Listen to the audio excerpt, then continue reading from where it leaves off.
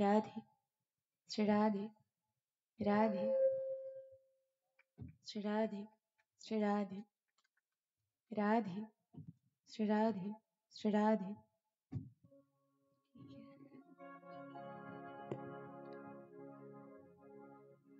श्री राधे श्री राधे राधे राधे श्री राधे श्री राधे श्री राधे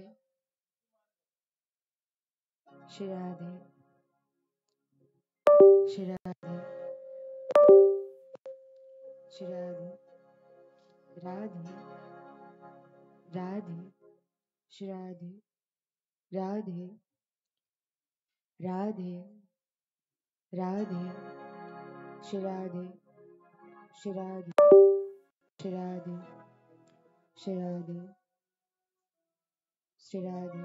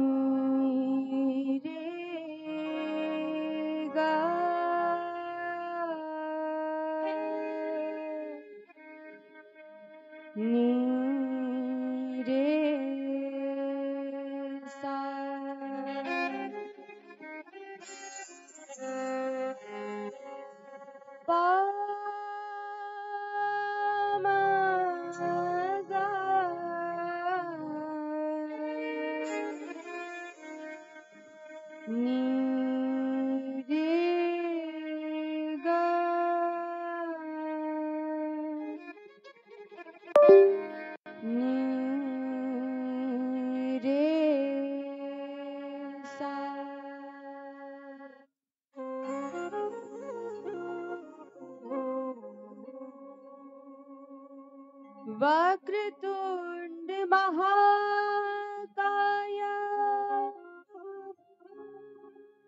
सूर्यकोटि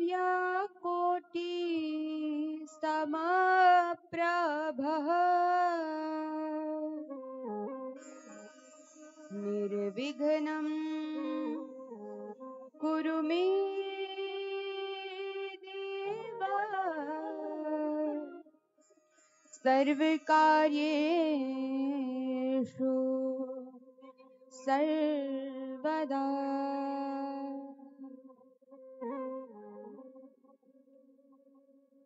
वन्देऽहं श्रीगुरो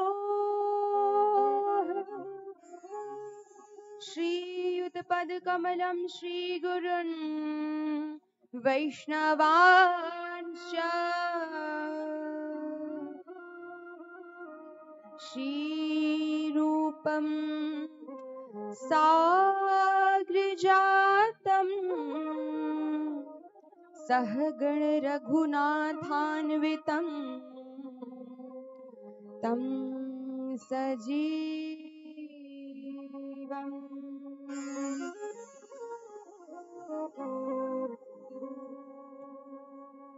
साद्वैतं सावधूतं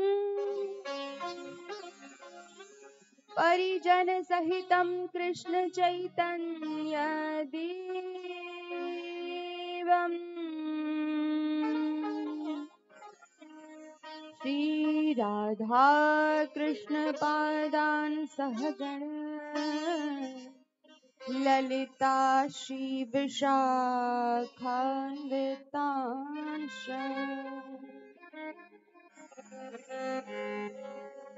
तप्त कांचन गौरांगी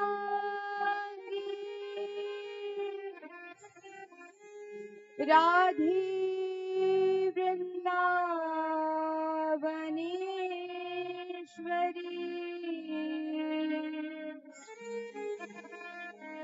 वृषभानु सुते देवी प्रणमामि हरि प्रिय।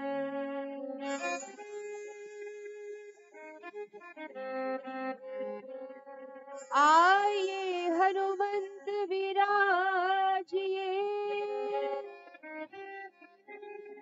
कथा करूं मति अनुसार।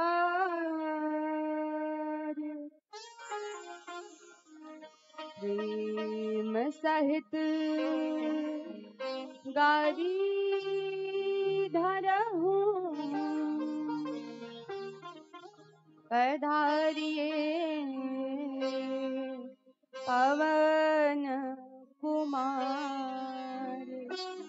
विराजिए पवन कुमार। आइए हे अंजनी केला।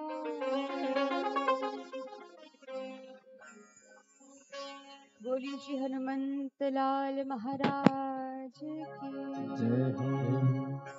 श्री राधा रानी सरकार की जय हो। श्रीमद् भागवत महापुराण की जय हो। श्री राधा रमण लाल की जय हो। बोलिए पंढरीनाथ भगवान की जय हो। गौ माता की जय हो। सब संत समाज की जय हो। छत्तीसगढ़ मातारी जय की हो। बोली भारत माता की जय हो। जय जय श्री राधे जय जय श्री राधे जय जय श्री राधे। निताई गौर हरि बोल गौर प्रेमानंदे हरि हरि हरि बोल।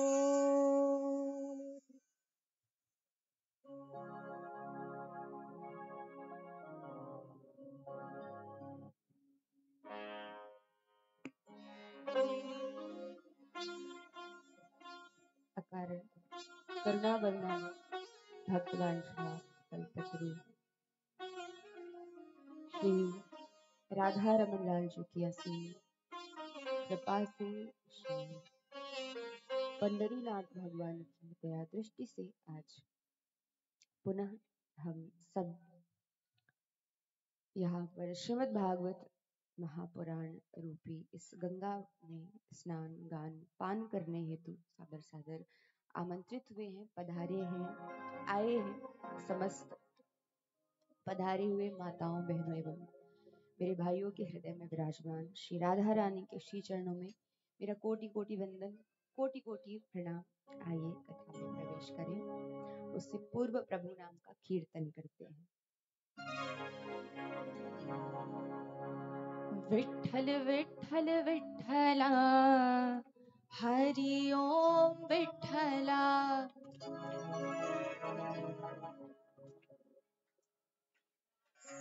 विठ्ठल विठ्ठल विठ्ठला हरि ओम विठ्ठला।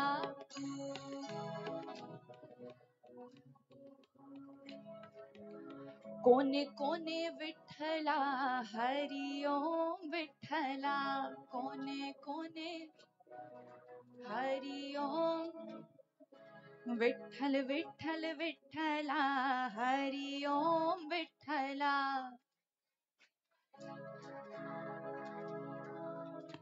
आइए सभी दोनों हाथ उठा के मस्ती में झूमते हुए प्रभु नाम का संकीर्तन करते हैं। दोनों हाथ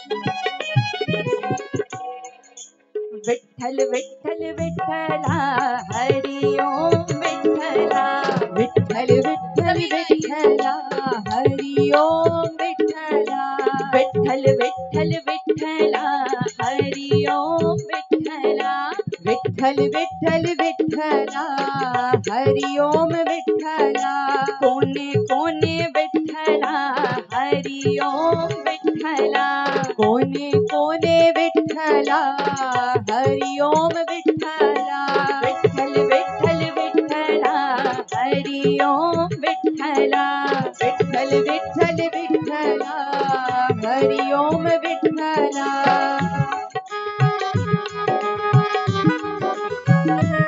दोनों हाथ उठा के आनंद में ताली सेवा करते थे।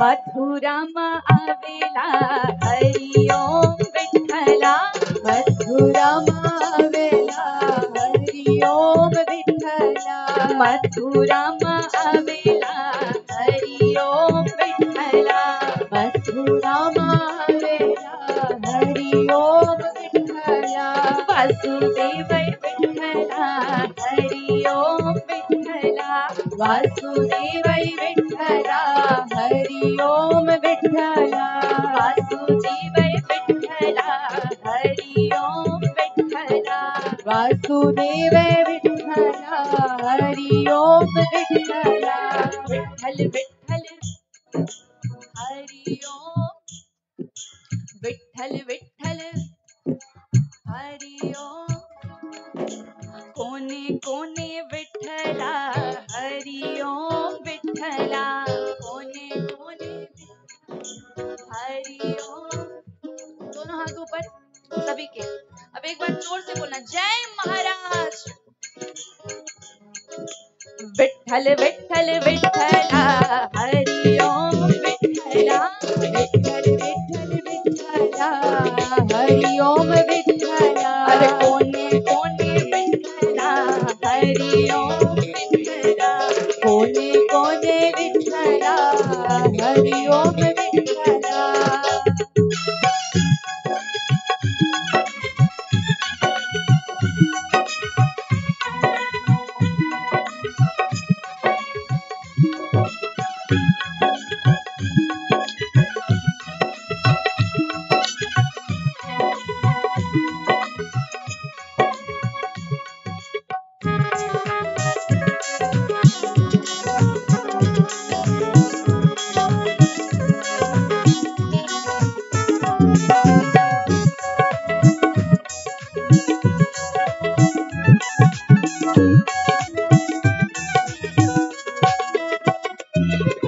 मेवाड़े में आवेला हरि ओम विठ्ठला मेवाड़े में आवेला हरि ओम विठ्ठला मेवाड़ में आवेला हरि ओम विठ्ठला मेवाड़ में आवेला हरि ओम विठ्ठला मीराबाई ए विठ्ठला हरि ओम विठ्ठला मीराबाई ए विठ्ठला हरि ओम विठ्ठला मीराबाई ए विठ्ठला हरि ओम विठ्ठला मीराबाई ए विठ्ठला हरि ओम विठ्ठला विठ्ठल विठ्ठल हरि ओम विठ्ठल विठ्ठल कोने कोने विठ्ठला हरि ओम विठ्ठला कोने कोने हरि ओम। अच्छा अब ये कोने कोने विठ्ठला का मतलब क्या होता है मुझे समझ नहीं आई इसलिए मैं आपसे पूछ रही हूँ इसका मतलब क्या होता है। तब सब जगह भगवान है सब जगह विठ्ठल नाथ है वाह इसलिए कह रहे हैं ना मेवाड़े में आवेला हरि ओम विठ्ठला मेवाड़े में आवेला हरि ओम विठ्ठला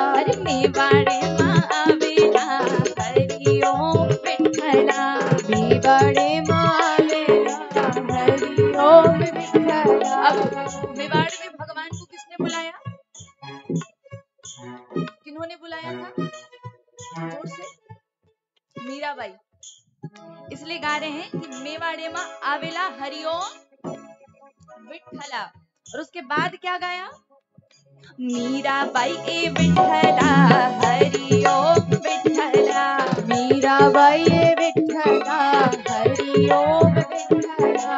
विठल विठल विठला हरिओम विठला। विठल विठल विठला हरिओम विठला। जूनागढ़ मां आवेला हरिओम विठला। जूनागढ़ मां आवेला हरिओम विठला। जूनागढ़ मां आवेला हरिओम विठला। जूनागढ़ मां आवेला हरिओम विठला। नरसिंह मेहता विठला हरिओम विठला। नरसिंह मेहता विठला हरिओम विठला। विठल विठल विठला हरिओम विठला। विठल विठल विठला हरिओम विठला। सभी दोनों हाथ उठा के बोलिए विठलनाथ महाराज की जय हो।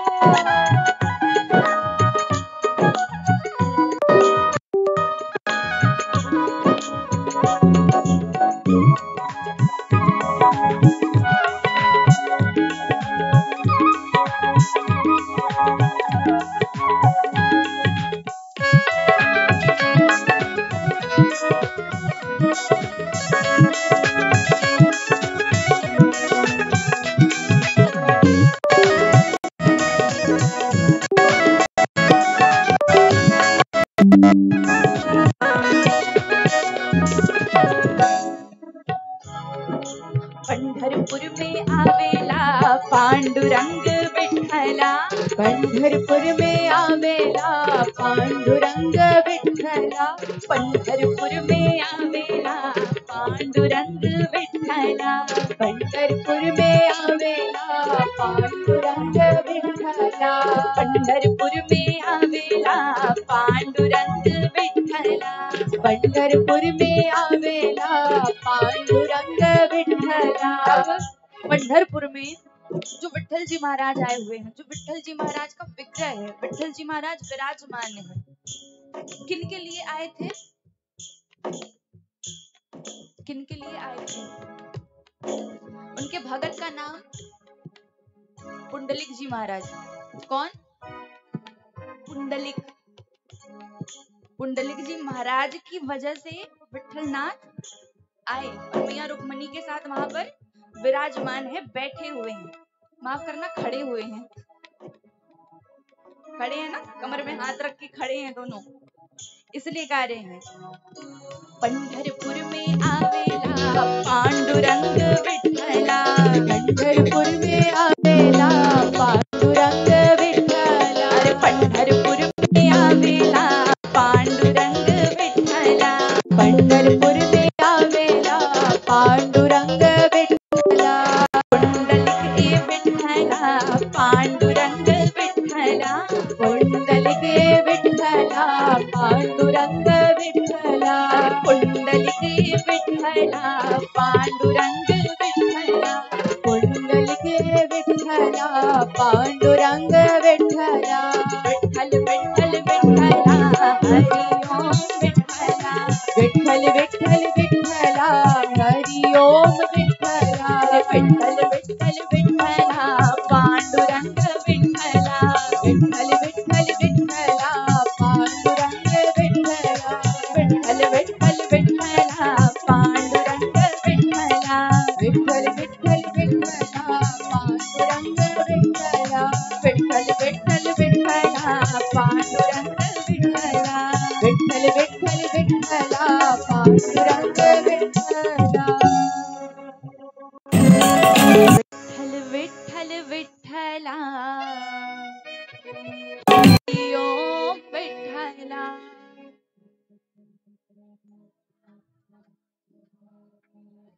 अरे विठल विठल विठला हरिओम विठला।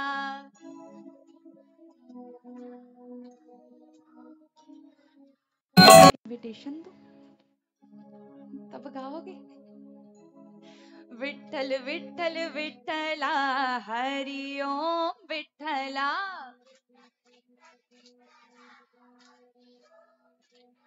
अरे कोने कोने विठ्ठला हरि ओम विठ्ठला, कोने कोने हरि ओम, अरे हरि ओम विठ्ठला पांडुरंग विठ्ठला, हरि ओम पांडुरंग, अरे विठ्ठल विठ्ठल विठ्ठला पांडुरंग विठ्ठला, विठ्ठल विठ्ठल पांडुरंग।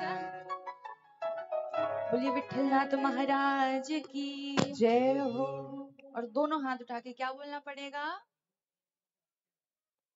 अच्छा मैं बताऊं, दोनों हाथ उठा के जोर से राधे राधे बोलना पड़ेगा। क्या बोलना पड़ेगा? दोनों हाथ उठाओ और जोर से, और जोर से। अब हाथ उठाए रखना। अब एक बार मैं बोलूंगी फिर आप बोलेगा। जय महाराष्ट्र, जय महाराष्ट्र, जय महाराष्ट्र। अब आइए सभी प्रभु की कथा में प्रवेश करें, जहां पर कल की कथा में, प्रथम दिवस की कथा थी कल की कथा में हमने श्रीमद् भागवत महापुराण के महिमा के बारे में सुना, महात्म्य की कथा सुनी कि श्रीमद् भागवत की कथा को श्रवण करने से कैसे कैसे पापियों की मुक्ति हो जाती है। चाहे कोई मनुष्य कितना ही जीवन में पाप कर्म किए रहे,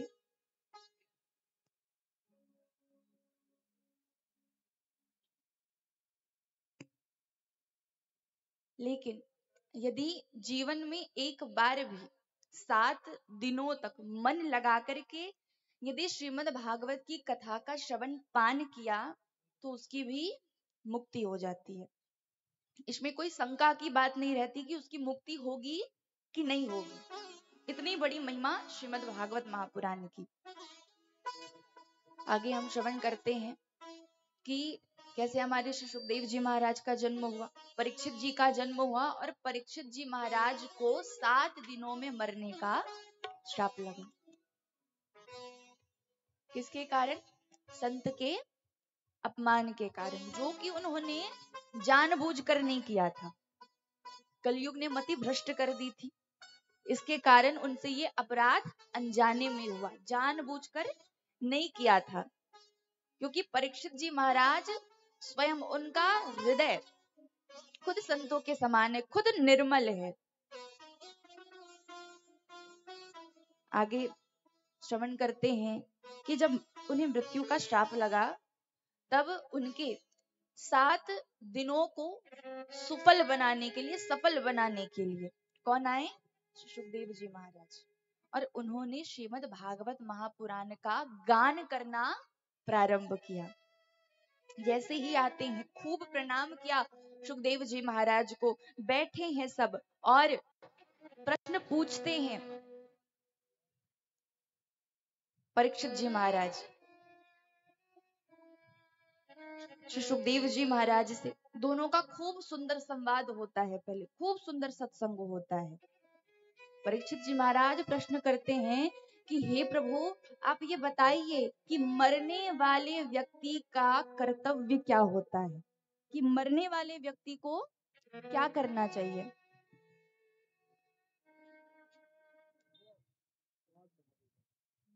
श्री सुखदेव जी ने कहा कि हे परीक्षित, तुमने ये प्रश्न अपने लिए नहीं परंतु संपूर्ण समाज के लिए किया है।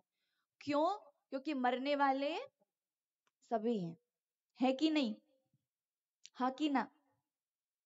कोई जीने वाले हो यहाँ? अच्छा मरने वाले कौन कौन हो, हाथ उठाना।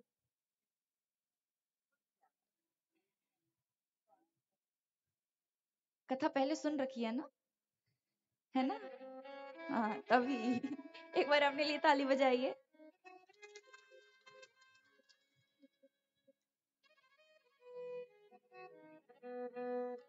बोले कि मरने वाले व्यक्ति का तो कर्तव्य है के श्वास श्वास पर कृष्ण भजे, वृथा श्वास जनि खोय, ना जाने या श्वास की आवन होय न होय।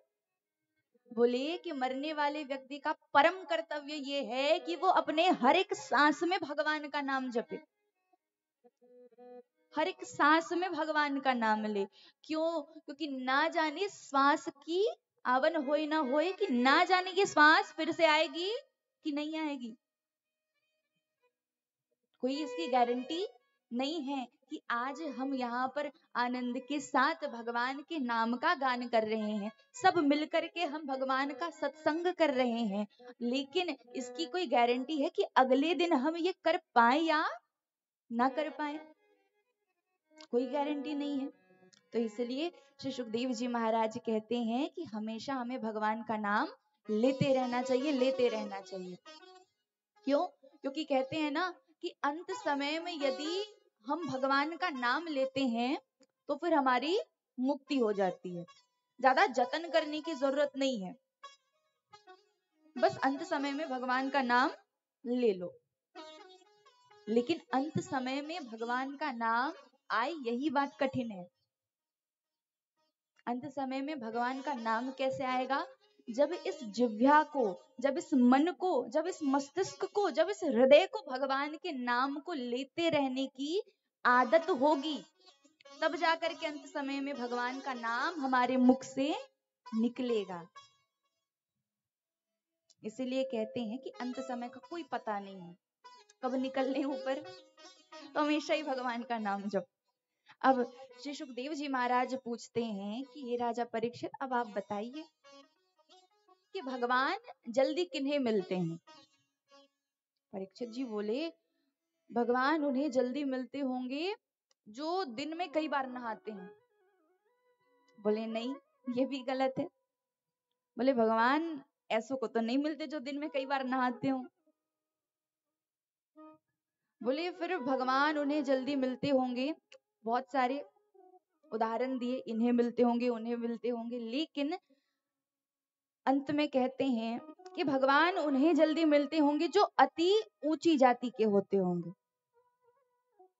जो बहुत ऊंची जाति वाले होंगे, उन्हें भगवान मिलते हैं। बोले का जातिर विदुरश, विदुर जी की कौन सी बड़ी जाति थी? दासी पुत्र थे, भगवान उन्हें कैसे मिल गए?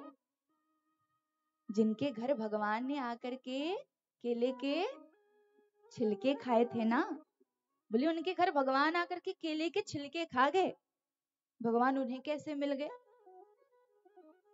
विदुर जी महाराज की कथा बताई कि जब महाभारत का युद्ध हुआ नहीं था, होने ही वाला था, तब पांडवों के तरफ से कन्हैया शांति दूत के रूप में आते हैं हस्तिनापुर दुर्योधन जी के पास। उन्हें समझाने लगते हैं कि महाभारत का युद्ध कोई खेल नहीं है, कई कई बच्चे अनाथ हो जाएंगे, कई कई माता पिता के कई पुत्र चले जाएंगे, तो इससे अच्छा है कि आप 5 राज्य दे करके पांडवों को संतुष्ट कर दीजिए। बोले 5 राज्य ना दो तो 5 गांव दे दो, 5 गांव भी नहीं दो तो 1 ही गांव दे दो, लेकिन महाभारत का युद्ध मत होने दीजिए। दुर्योधन जी बोले कि सुई की नोक के समान भर भूमि भी मैं बिना युद्ध के नहीं दूंगा। यदि युद्ध में जीत गए तो पूरा साम्राज्य उनका, और यदि हार गए कुछ नहीं मिलेगा। बिना युद्ध के तो निर्णय नहीं होगा। प्रभु क्रोधित हुए, बोले महाभारत का युद्ध तुम्हें खेल लगता है? अरे तुम्हारा खुद का नहीं पता, तुम्हारी मृत्यु हो गई तो? बोले फिर भी मैं तो बिल्कुल नहीं दूंगा भूमि बिना युद्ध के। तब कुछ समय बाद दुर्योधन जी महाराज बोले कि ये सारी बातें तो हम बाद में कर लेंगे कन्हैया, लेकिन चलिए आप चल करके पहले भोजन पाइए, मेरी माँ ने आपके लिए बड़े सुंदर सुंदर स्वादिष्ट पकवान बनाए हैं। कन्हैया ने कहा कि भोजन 2 परिस्थिति में की जाती है, एक तो खिलाने वाले के मन में यदि इच्छा हो, तीव्र इच्छा हो तब, और खाने वाले के पेट में तीव्र भूख हो तब। और यहाँ दोनों परिस्थिति नहीं है, ना तो तुम्हारे मन में इच्छा है और ना मेरे पेट में तुम्हारे यहाँ खाने के लिए भूख है। बोले तो कहीं ना कहीं तो भोजन होगा ना आपका, ऐसे थोड़ी रहेंगे आप रात भर। बोले हाँ हाँ हम जाएंगे ना। बोले कहाँ? बोले अपने विदुर काका के घर, उन्होंने हमें भोजन के लिए निमंत्रण दिया है। दुर्योधन जी बोले अच्छा, जिसके पास ना खुद कुछ खाने को है वो आपको क्या खिलाएगा? उसके घर जाके देखिए आप, उसके पास कुछ खाने को नहीं है खुद के लिए, आपको क्या खिलाएंगे? कन्हैया बोले तुम्हें क्यों बताएं, जो खिलाएंगे हमें खिलाएंगे, हम तक रहने दो। और वहां से सीधे कन्हैया कहाँ गए? विदुर काका के घर गए। और इधर जब विदुर काका को पता चला कि कन्हैया उनके घर आने वाले हैं, तब उसी समय वो बाजार गए माखन मिश्री सब लाने के लिए। और इधर विदुरानी काकी से भेंट हुई लाला की, और विदुरानी काकी को लगा कि अभी तो विदुर जी महाराज को आने में बड़ा विलंब होगा, तब तक लाला क्या भूखे रहेंगे। तो इसीलिए केले के वन में गई और केले तोड़ कर लाती है विदुरानी काकी, केले सामने रखती है एक थाल में, और कृष्ण को देख कर कितने मंत्र मुग्ध हो गई काकी कि उनको पता ही नहीं चला कि वो केले का फल खिला रही है या केले का छिलका। बस छील रही है केला और फल को अलग कर रही है और छिलके को खिला रही है। और केवल विदुरानी काकी ही नहीं बल्कि कन्हैया भी मंत्रमुग्ध हो गए,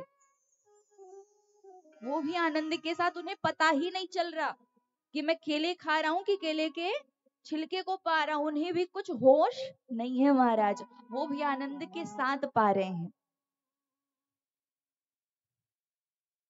तो इसका मतलब क्या है कि कन्हैया भगवान ऊंची जाति वालों को, दिन में कई बार नहाने वालों को नहीं मिलते। किन्हें मिलते हैं? जिनके मन में सच्चा भाव होता है, जिनके मन में प्रेम होता है, जिनके मन में सम्मान होता है, भगवान उन्हें मिलते हैं। विदुर जी की कथा बताते हैं श्री सुखदेव जी महाराज। आगे हिरण्याक्ष वध की कथा बताते हैं कि पृथ्वी मैया संपूर्ण रूप से जल में विलीन हो चुकी थी, जलमग्न हो चुकी थी, जल में समुद्र में डूब गई थी। तब पृथ्वी मैया को बाहर निकालने के लिए हमारे जो नारायण प्रभु हैं वाराह का रूप धारण करते हैं, और वाराह का रूप धारण करके अपने दांतों के माध्यम से पृथ्वी मैया को बाहर निकाल रहे होते हैं। और जब पृथ्वी मैया समुद्र में डूब चुकी थी, तब उस समय जितने भी पृथ्वी में रहते थे राक्षस मनुष्य सब कहाँ उड़ रहे थे? आकाश मंडल पर उड़ रहे थे, सब ऊपर की ओर उड़ रहे थे। तभी उसी समय नारद जी की भेंट हिरण्याक्ष से होती है। हिरण्याक्ष महाराज जो राक्षस है, राक्षस कुल में उन्होंने जन्म लिया है। तो जब उन दोनों की भेंट हुई तब हिरण्याक्ष के मन में इच्छा हुई कि नारद जी महाराज केवल वीणा बजानी आती है या युद्ध भी करना आता है? बोले मुझे युद्ध करने की इच्छा हो रही है, आइए आपके साथ हम थोड़ा एक दो हाथ कर लें। बोले भैया हमें तो इसके अलावा कुछ नहीं आता, लेकिन हाँ हम तुम्हें तुम्हारे ही समान बलवान योद्धा के बारे में बताते हैं, तुम जाकर के उनसे युद्ध कर लेना। बोले कौन? बोले समुद्र के किनारे जाना, वहां वो तुम्हें मिल जाएंगे। हिरण्याक्ष महाराज समुद्र के किनारे आते हैं। जैसे ही समुद्र के किनारे आए देखते हैं कि वाराह प्रभु अपने दांतों के माध्यम से ही पृथ्वी मैया को बाहर निकाल रहे हैं। उनके पास गए, युद्ध के लिए छेड़ते हैं। पहले तो भगवान नजरअंदाज करते हैं, लेकिन जब अति हो गया तब भगवान को लगा इसे तो सबक सिखाना ही पड़ेगा। तब प्रभु आते हैं और आकर के हिरण्याक्ष के साथ युद्ध करने लगते हैं। और जब युद्ध होता है, युद्ध के उपरांत कुछ समय बाद हिरण्याक्ष का वाराह प्रभु उद्धार कर देते हैं। बोलिए वाराह भगवान की जय हो। हिरण्याक्ष का उद्धार किया और पृथ्वी मैया की पुनः स्थापना की गई।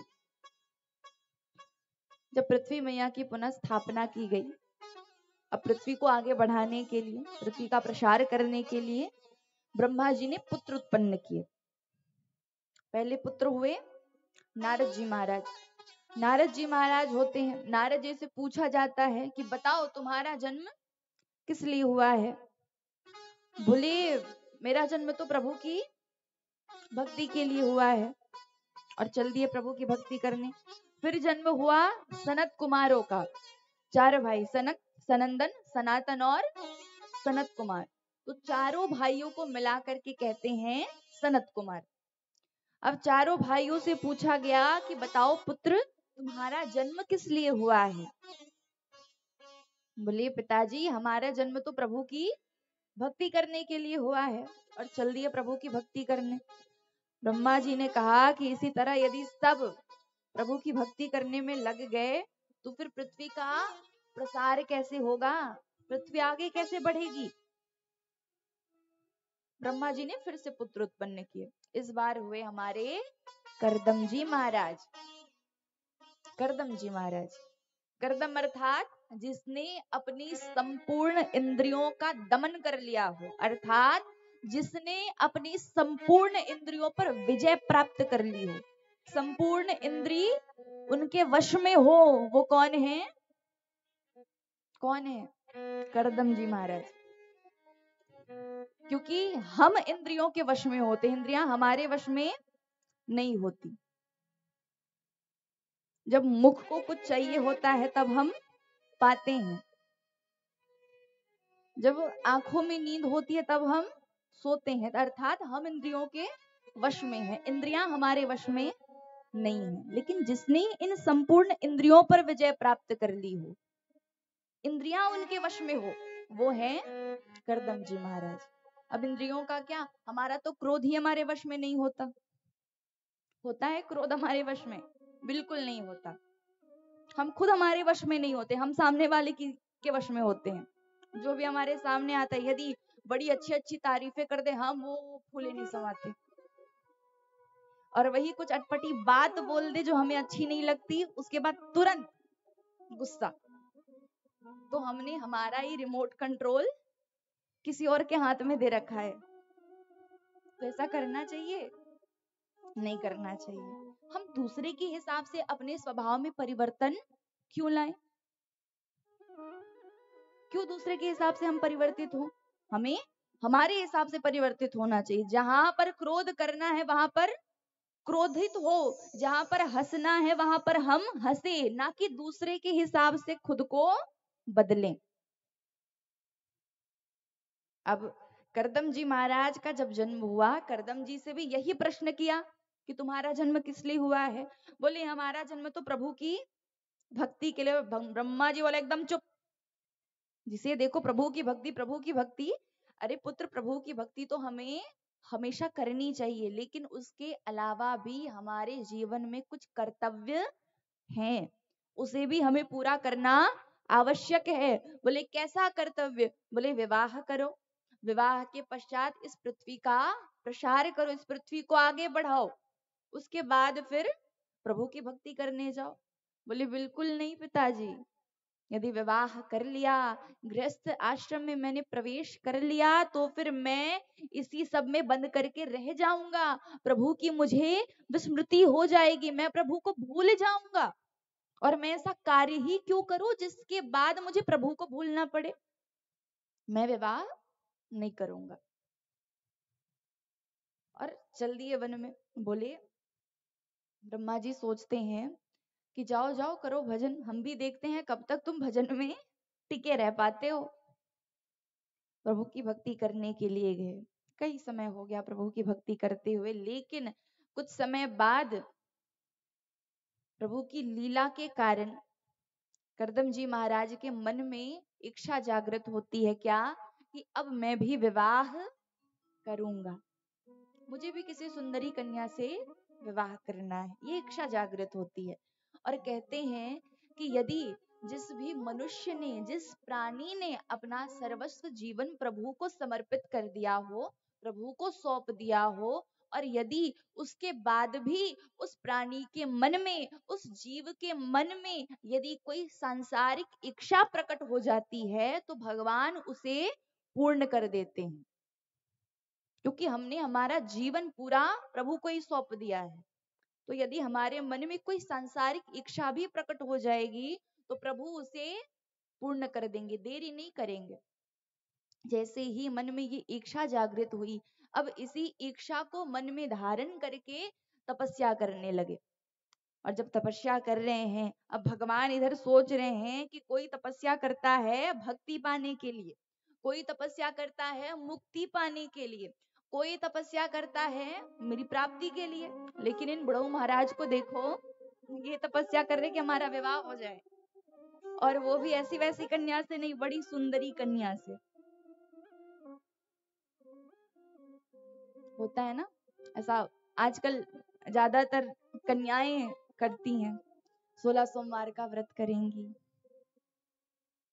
यहाँ होता है कि नहीं होता? हमारे छत्तीसगढ़ में होता है, यहाँ होता है 16 सोमवार का व्रत, पशुपतिनाथ का व्रत।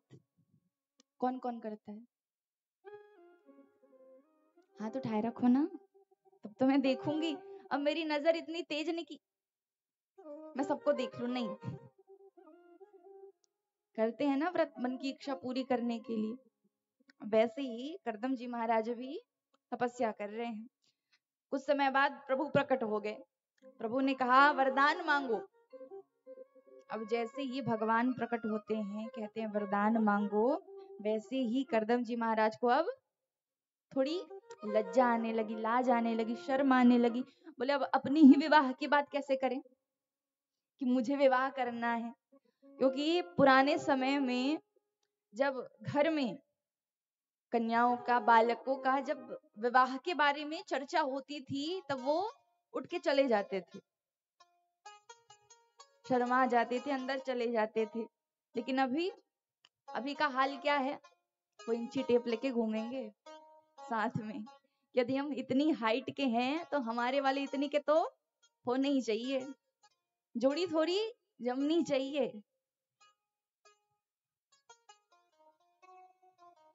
खूब इच्छाएं होती अभी के मन में, अभी जितने भी युवा है उनके मन में, कि ऐसे ऐसे ऐसे ऐसे होने चाहिए।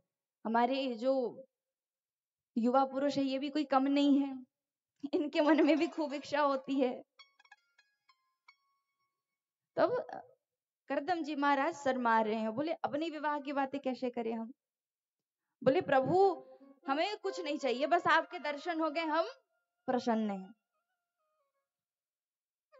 प्रभु सोचे किसने तो विवाह की थी कि इसका विवाह हो जाए, तपस्या की थी कि इसका विवाह हो जाए, अब अपनी बात से पलट रहा है। बोले कहीं ऐसा तो नहीं है कि मन मन भावे मुंड हिलावे, मन में कुछ और बाहर कुछ और ही बोल रहा है। अब भगवान कहते हैं कि अच्छा कुछ नहीं चाहिए? बोले कुछ नहीं चाहिए। बोले विवाह भी नहीं करना? बोले नहीं करना। बोले अरे पहले बता देते, हमने तो तुम्हारा विवाह मनु महाराज, स्वयंभू मनु की जो बीच वाली पुत्री है देवहूति, उनके साथ तय कराए हैं। कि ये थोड़ी थे मन की ले रहे थे, कि ये नहीं थे, बस देख रहे थे। प्रभु बोले ठीक है, अगर नहीं करना विवाह तो हम जाकर मना कराते हैं। करदम जी महाराज बोले अरे प्रभु रुको रुको रुको, प्रभु अब आप जाके अपनी बात काटेंगे, हमें अच्छा नहीं लगेगा। बोले बात कराएं, हम कर लेंगे विवाह। बोले ठीक है, कल आएंगे तुम्हारे यहाँ। मनु महाराज उनकी पत्नी शतरूपा देवी अपनी पुत्री देवहूति के साथ। तब जब प्रभु जाने लगे, करदम जी महाराज क्षमा याचना करते हैं। बोले प्रभु मैं झूठ नहीं बोलूंगा, मैंने तपस्या ही इसलिए की थी कि मेरा विवाह हो जाए, लेकिन प्रभु मैं सच सच कहता हूँ, आपको देखने के बाद मेरे मन में कोई इच्छा नहीं रही, मेरे मन की सारी इच्छा मिट गई है। बोले अब बात तो आपको रखनी पड़ेगी। बोले ठीक है प्रभु मैं विवाह करूंगा, लेकिन मेरी एक शर्त है। बोले कैसी शर्त? बोले विवाह के पश्चात मेरी संतान के रूप में, मेरे पुत्र के रूप में स्वयं आपको आना पड़ेगा, तब तो मैं विवाह करूंगा। करदम जी महाराज सोच रहे हैं जब संतान के रूप में स्वयं यदि प्रभु आ जाएंगे तो फिर दूसरे संतान की जरूरत ही क्यों, क्यों ही इच्छा करूं। बोलिए तथास्तु, और प्रभु अंतर ध्यान हो गए। इधर करदम जी महाराज जाते हैं, अपनी पर्णकुटी में गए, बैठे हैं, और अगले दिन उनके यहाँ पर मनु महाराज, शत्रुपा मैया और देवहूति मैया पधारते हैं। करदम जी महाराज ने 4 आसन बिछाए, एक खुद के लिए, एक शत्रुपा मैया के लिए, एक मनु महाराज के लिए और एक देवहूति मैया के लिए। जब वो आते हैं, सब अपने अपने स्थान पर तो बैठ गए, लेकिन देवहूति मैया संकोच कर रही हैं। बोले, मन में सोच रही हैं कि ये मेरे होने वाले कौन है? पति हैं। अब यदि मैं इनके बिछाए हुए आसन पर बैठूंगी तो फिर मेरे पतिव्रत धर्म पर आँच आएगी, और यदि नहीं बैठूंगी तो मेरे पति का अपमान होगा कि मैंने उनकी बात नहीं मानी। बोले, अब मैं क्या करूं? अब करदम जी महाराज ने परीक्षण करने के लिए ही उस आसन को बिछाया था। उन्होंने सोचा कि मैं विवाह तो कर लूं, लेकिन है कैसी, मेरे सत्संग में कहीं कोई बाधा ना आए, मेरे सत्संग में साथ देने वाली होगी कि नहीं होगी। तो इन सब का परीक्षण करने के लिए करदम जी ने आसन बिछाए। अभी भी होता है ना, कहीं हम कन्या देखने जाते हैं, तब जाकर के उनसे कहते हैं, क्या गाना गा के सुनाओ? क्यों? ताकि पता चले गूंगी तो नहीं है, बोल तो सकती है ना। कहते थोड़ा चल फिर के दिखाओ, ताकि पता चले अच्छे से चल तो सकती है। तो अब करदम जी महाराज के घर में तो कोई बड़ा था नहीं जो परीक्षण कर सके, तो खुद ही परीक्षण कर रहे हैं। मैया सोचती हैं कि अब मैं क्या करूं। प्रभु को याद करती है, सारी बातें समझ में आ गई मैया को कि अब क्या करना है। मैया ने क्या किया, अपना एक हाथ रखा उस आसन पर और अपने संपूर्ण शरीर को उस आसन से बाहर बिठा लिया। इससे ना तो उनके पति का अपमान हुआ और ना ही उनके पतिव्रत धर्म पर कोई आँच आई। और मैया की समझदारी को देख करके करदम जी महाराज खूब प्रसन्न हुए। विवाह होता है, विवाह के पश्चात मनु महाराज, शत्रुपा मैया अपने घर चले गए, और इधर कुटिया के अंदर अब मैया देवहूति प्रवेश करती है। जैसे ही अंदर प्रवेश करती है मैया, तब देखती है कि नीचे कई सारे बिल बने हुए हैं।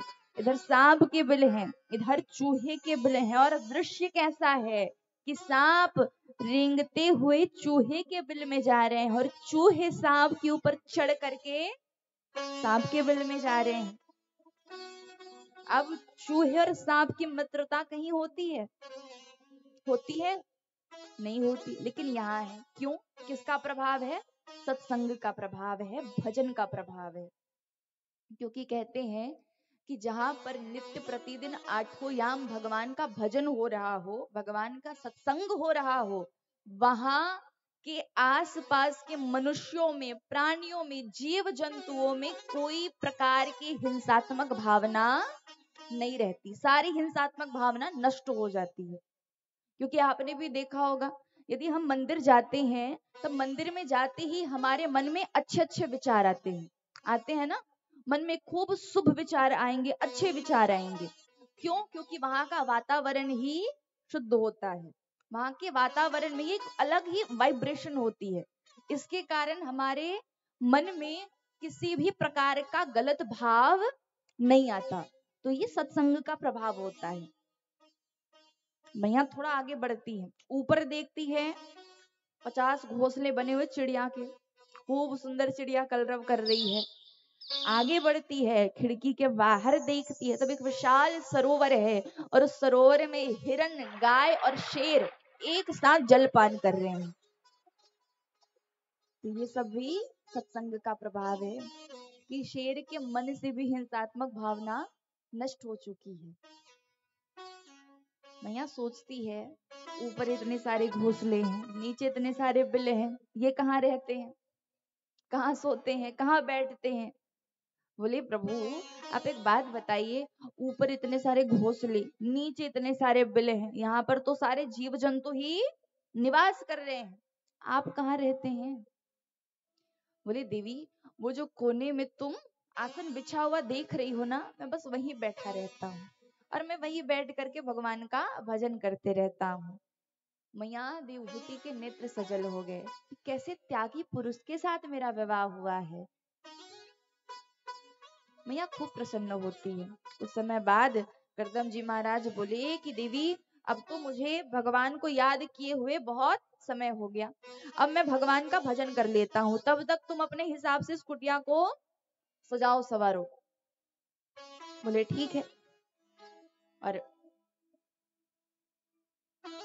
बैठे तो थे कुछ समय के लिए, लेकिन समाधि ऐसी लगी ऐसी लगी ऐसी लगी कि वर्षों तक समाधि खुली नहीं।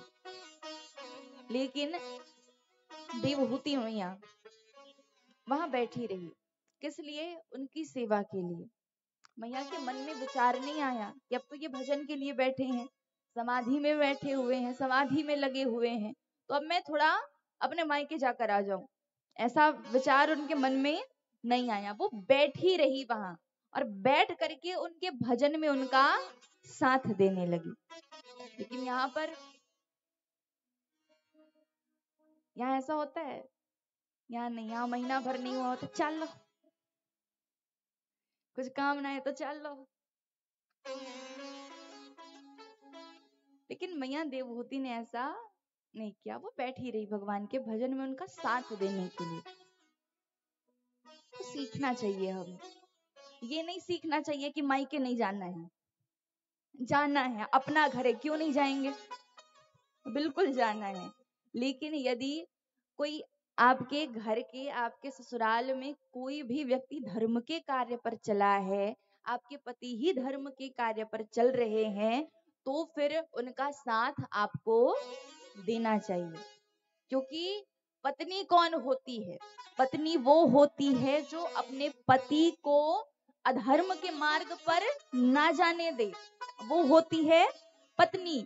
लेकिन धर्म पत्नी कौन होती है? धर्म पत्नी वो होती है जो अपने पति को अधर्म के मार्ग पर ना जाने दे, लेकिन वहां से हटा करके धर्म के मार्ग पर चलाए, वो कौन होती है? धर्म पत्नी। तो आप कौन है, पत्नी की धर्म पत्नी? हाँ, मुझे पता है यहाँ सब धर्म पत्नी है। अब मैया खूब सेवा करती हैं, कभी गीले वस्त्रों से उन्हें पोंछ देती, गर्मी का समय आता तब पत्तों के माध्यम से पंखा बनाती और उसके माध्यम से उन्हें पंखा करने लगती, हवा देने लगती, खूब सेवा करती है। वर्षों बाद जब उनके नेत्र खुले, सामने देखते हैं एक वृद्ध महिला बैठी हुई है। परिचय पूछते हैं उनसे कि आप कौन हैं? देवहूति मैया सोचती है कि मेरे पति मेरा परिचय पूछ रहे हैं। बोले याद कीजिए, वर्षों पूर्व आपके यहाँ मनु महाराज आए थे, स्वयंभू मनु, अपनी बेटी का उन्होंने आपसे विवाह किया था, मैं देवहूति हूँ। करदम जी महाराज को स्मरण हुआ। करदम जी महाराज बोले, हे देवी, इतने वर्षों तक तो मैं समाधि में था, तुम अपने मायके क्यों नहीं चले गई? तुम्हें चले जाना था, अपने मायके चले जाती, अपने पिता के साथ रहती। बोले, हे स्वामी, विवाह के पश्चात एक कन्या का घर उसके पति का घर ही होता है, और मैं अपने घर को छोड़ के किसी और के घर जाके क्यों रहूं? जब मेरा घर है, मैं इस घर में सुखी हूं, तो फिर मैं इस घर को छोड़कर ही क्यों जाऊं? वो प्रसन्न हुए और प्रसन्न होकर के कहते, अब चलो उठो, बाहर चलो। कुटिया के बाहर लाते हैं। जैसे ही पर्ण कुटी के बाहर लाए, बोले अब आप अपने नेत्र बंद कीजिए। नेत्र बंद करती है मैया। कुछ समय बाद बोले नेत्र खोलिए। जैसे ही नेत्र को खोलती है देवहूति मैया, सामने देखती है कि विशाल सरोवर है और सरोवर के बीचों बीच 9 मंजिलों वाला महल खड़ा है। हजारों दास दासियां हैं, थाल लेकर के खड़ी, रत्नाभूषण लेकर के खड़ी हैं, खूब स्वागत हो रहा है उनका। जैसे ही ये दृश्य देखा मैया देवहूति ने, मैया देवहूति कहती है कि प्रभु अब हमें इन सब की क्या आवश्यकता, हमारा समय तो अब खत्म होने ही वाला है, तो अब तो हमें भगवान का भजन करना चाहिए। भगवान का स्मरण करना चाहिए, इन सब की क्या आवश्यकता हमें। बोले अरे रुको तो सही, कहते हैं कि एक बार इस सरोवर में तुम डुबकी लगाओ, और जैसे ही दोनों डुबकी लगाते उस सरोवर में ऊपर की ओर उठते हैं, तब करदम जी महाराज बन जाते हैं 20 वर्ष के नवयुवक पुरुष, और मैया देवहूति बन जाती है 16 वर्ष की नवयुवती कन्या।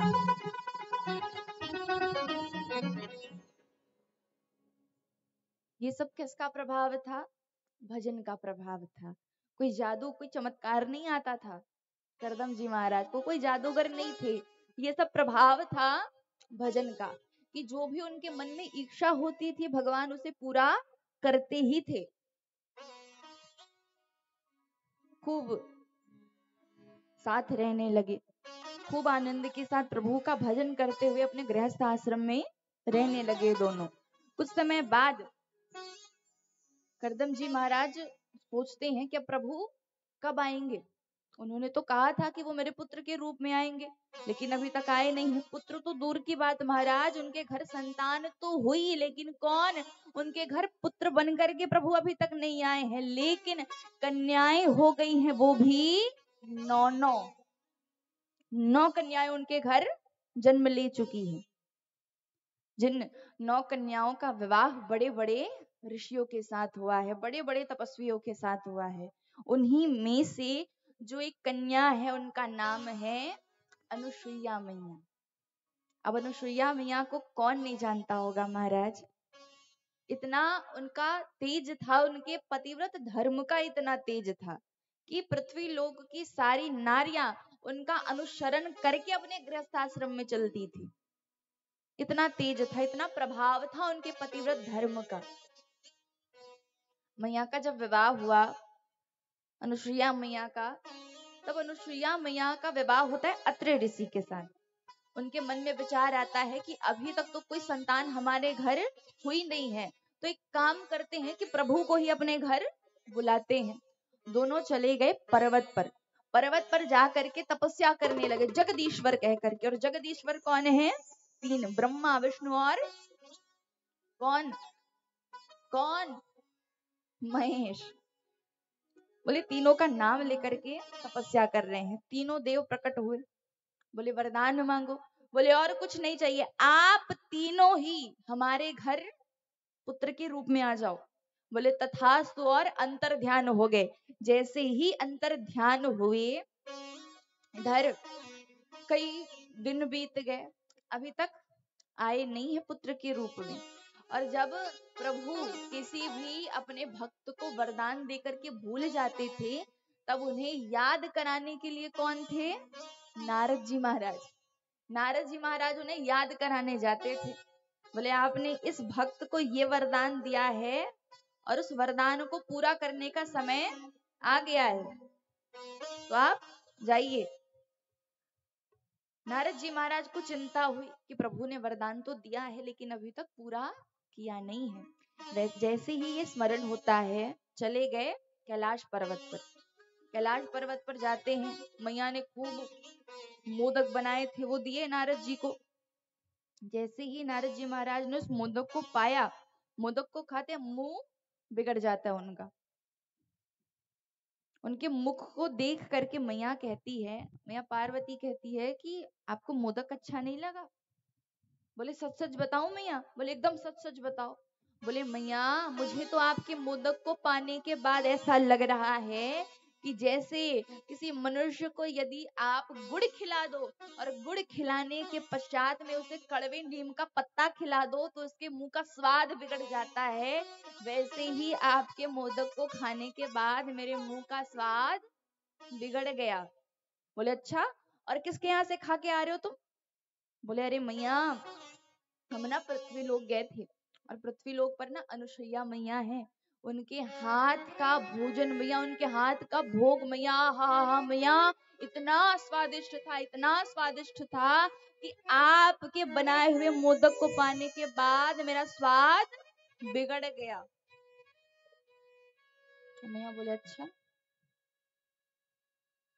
अब कभी यहाँ जितने भी हैं, आप कभी भी जा करके अपनी पत्नी के हाथों का, अपनी मैया के हाथों का भोजन का थोड़ा तारीफ ना करना, ये कहना कि अरे आपसे अच्छा तो वो पड़ोस वाली बड़ी मम्मी अच्छा बनाती है, तब देखना उनके हाथों से और अच्छे से भोजन खाने मिलेंगे, स्वादिष्ट। अब मैया को आया थोड़ा क्रोध, बोले मुझसे अच्छा बनाती है। अब नारद जी के मुख से अनुसुईया मैया का जो तारीफ था वो बंद हो ही नहीं रहा है, वो तारीफ पे तारीफ किए जा रहे हैं। बोले कि अरे मैया उनके हाथों का भोजन तो क्या, उनका ये भी अच्छा है, वो तो पृथ्वी लोक पर ऐसे रहती है। और उनके मुख से ये निकल गया कि मैया पृथ्वी लोक की सारी नारियां आज मैया अनुसुईया का अनुसरण करती हैं। और ये कह करके चले गए। जैसे ही जाते हैं मैया पार्वती को थोड़ा डर हो जाता है कि कहीं हमारी जगह ना ले ले। ये सब तो मैया अनुसुईया का अनुसरण कर रही है, अब कहीं पृथ्वीवासी हमें ही ना भूल जाए। मैया को थोड़ा डर हुआ और मैया मानसिक रूप से ब्रह्मांडी और किन्हें बुलाती हैं, मैया लक्ष्मी को। तीनों भेंट करती हैं एक साथ। बोले ऐसी ऐसी बात है। मैया ने सारी बातें बताई। बोले अगर ऐसे ही रहा तो पृथ्वी लोक पर हम तीनों को कोई कभी भी नहीं पूजेगा, सब तो मैया अनुसुईया को पूजेंगे। बोले क्या करना चाहिए। सबने की योजना बनाई, अपने अपने लोक गए। जैसे अपने अपने लोक जाते हैं, जब हमारे ब्रह्मा जी महाराज, विष्णु जी महाराज और भोले बाबा जब पधारते हैं लोक में, तब आने के बाद उनसे तीनों मैयाओं ने वचन ले लिए। बोले कि आपको जाना है पृथ्वी लोक, और पृथ्वी लोक पर जा करके मैया अनुसुईया के पतिव्रत धर्म को भंग करके आना है। जैसे ही वचन दिया, बोले ये क्या वचन दे दिया हमने। तीनों देव एक साथ मिलते हैं, सब सोचते हैं कि तीनों की समस्या यदि एक है तो तीनों को मिलकर के उसका समाधान ढूंढना चाहिए। तीनों गए मैया अनुसुईया के पास। अनुसुईया मैया के पास जाते हैं कैसे, योगी का वेश धारण करके, अपने असली स्वरूप में नहीं गए, योगी का वेश धारण किया। और योगी का वेश धारण करके जाते हैं और जा करके कहते हैं कि अलग जगाते हैं। मैया दान पात्र में दान लेकर आई बाहर। बोले हम ऐसे दान नहीं लेंगे। बोले तो कैसे लेंगे। बोले जब आप निर्वस्त्र होकर के हमें दान देंगी तभी हम दान स्वीकार करेंगे। मैया सोचती इतनी बड़ी बात कह दी इन्होंने मुझसे, ये कोई साधारण ऋषि नहीं है, ये तो जरूर कोई तपस्वी होंगे। अंदर जाती और अंदर जाकर के जल अभिमंत्रित करती है मैया, और जल अभिमंत्रित करने के बाद कहती है कि हे प्रभु, यदि आज तक मैंने अपने पतिव्रत धर्म में किसी भी प्रकार की त्रुटि ना की हो, किसी भी प्रकार का अपराध ना किया हो, तो ये तीनों के तीनों ऋषि इसी समय 3-6 महीने के छोटे छोटे बालक बन जाए। और जल छिड़कती है, तीनों देव 6-6 महीने के बालक बन गए। अब मानो भगवान ने जैसे तैसे मैया की इच्छा पूरी कर दी।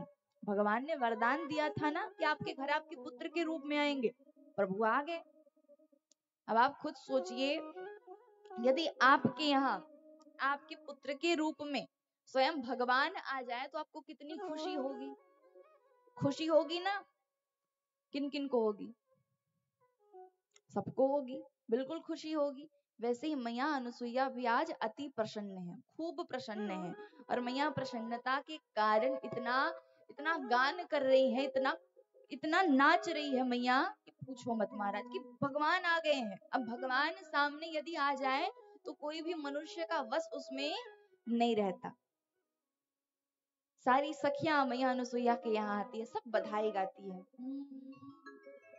माता अनुसुईया जी ने डाल दियो पालना, माता अनुसुईया जी ने डाल दियो पालना, झूल रहे तीनों देव बन कर के लालना। अरे झूल रहे तीनों देव बन कर के लालना। आइए सभी दोनों हाथ उठा कर मैया को बधाई देते हुए सभी तालियों की सेवा करते हैं।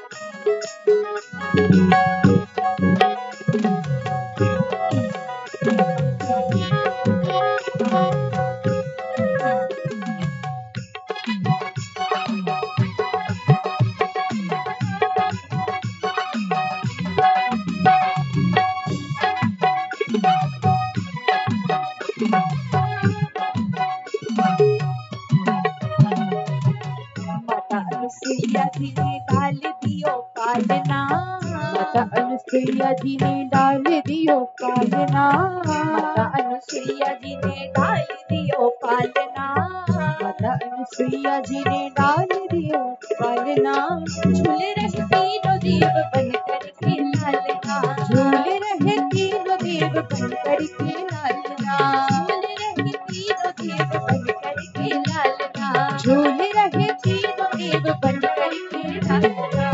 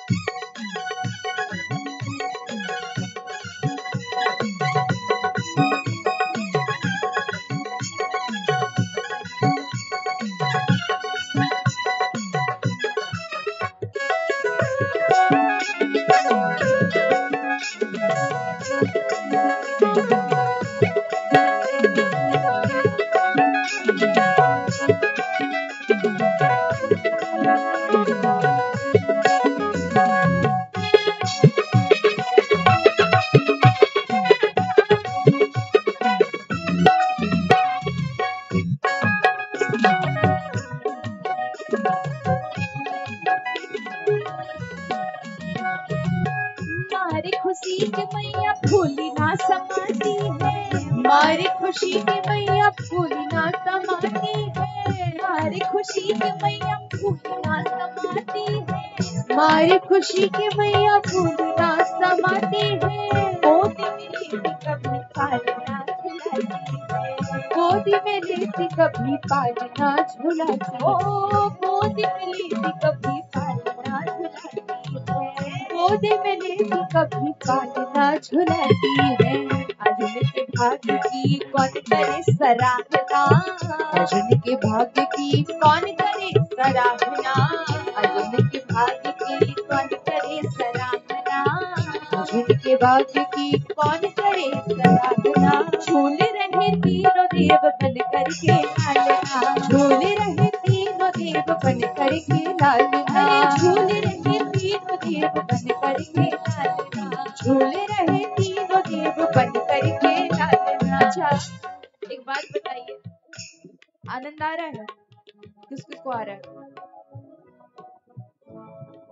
आ रहा है आनंद? जब आप खुद सोचिए, आपके घर यदि भगवान पुत्र बन के आएंगे तो आपको खुशी होगी? होगी? कितनी होगी? कितनी खुशी होगी?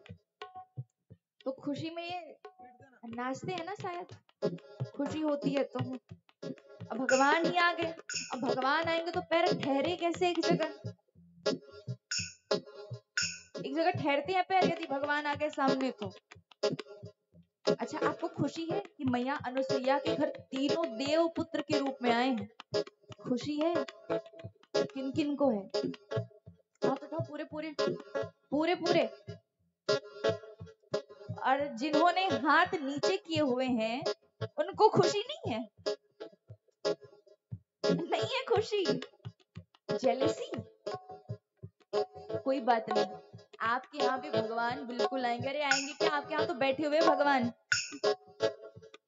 खुशी होगी? खुशी है ना? सभी झूमते हुए। अब समझदार के लिए इशारा ही काफी है। आप सबको भी कह रही हूँ, इनको ही नहीं। माता अनुसुईया जी ने डाल दियो पालना। माता अनुसुईया जी ने डाल दियो पालना। माता अनुसुईया जी ने डाल दियो पालना। माता अनुसुईया जी ने डाल दियो पालना। झूल रहे तीनों देव बन कर के लालना। झूल रहे बन करके लालना, अरे झूल रहे तीनों देव बन करके लालना, झूल रहे तीनों देव बन करके लालना।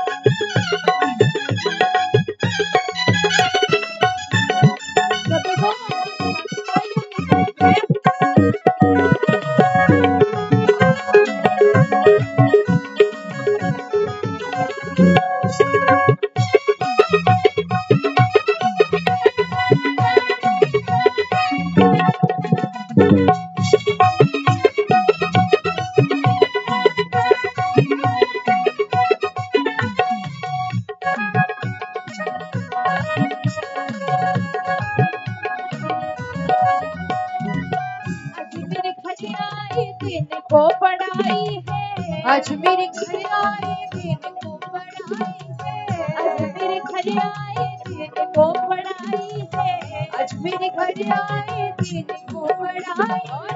भोले भगवान आज सारी चतुराई है, भोले भगवान आज सारी चतुराई, ओ भोले भगवान आज सारी चतुराई है, भोले भगवान आज सारी चतुराई है।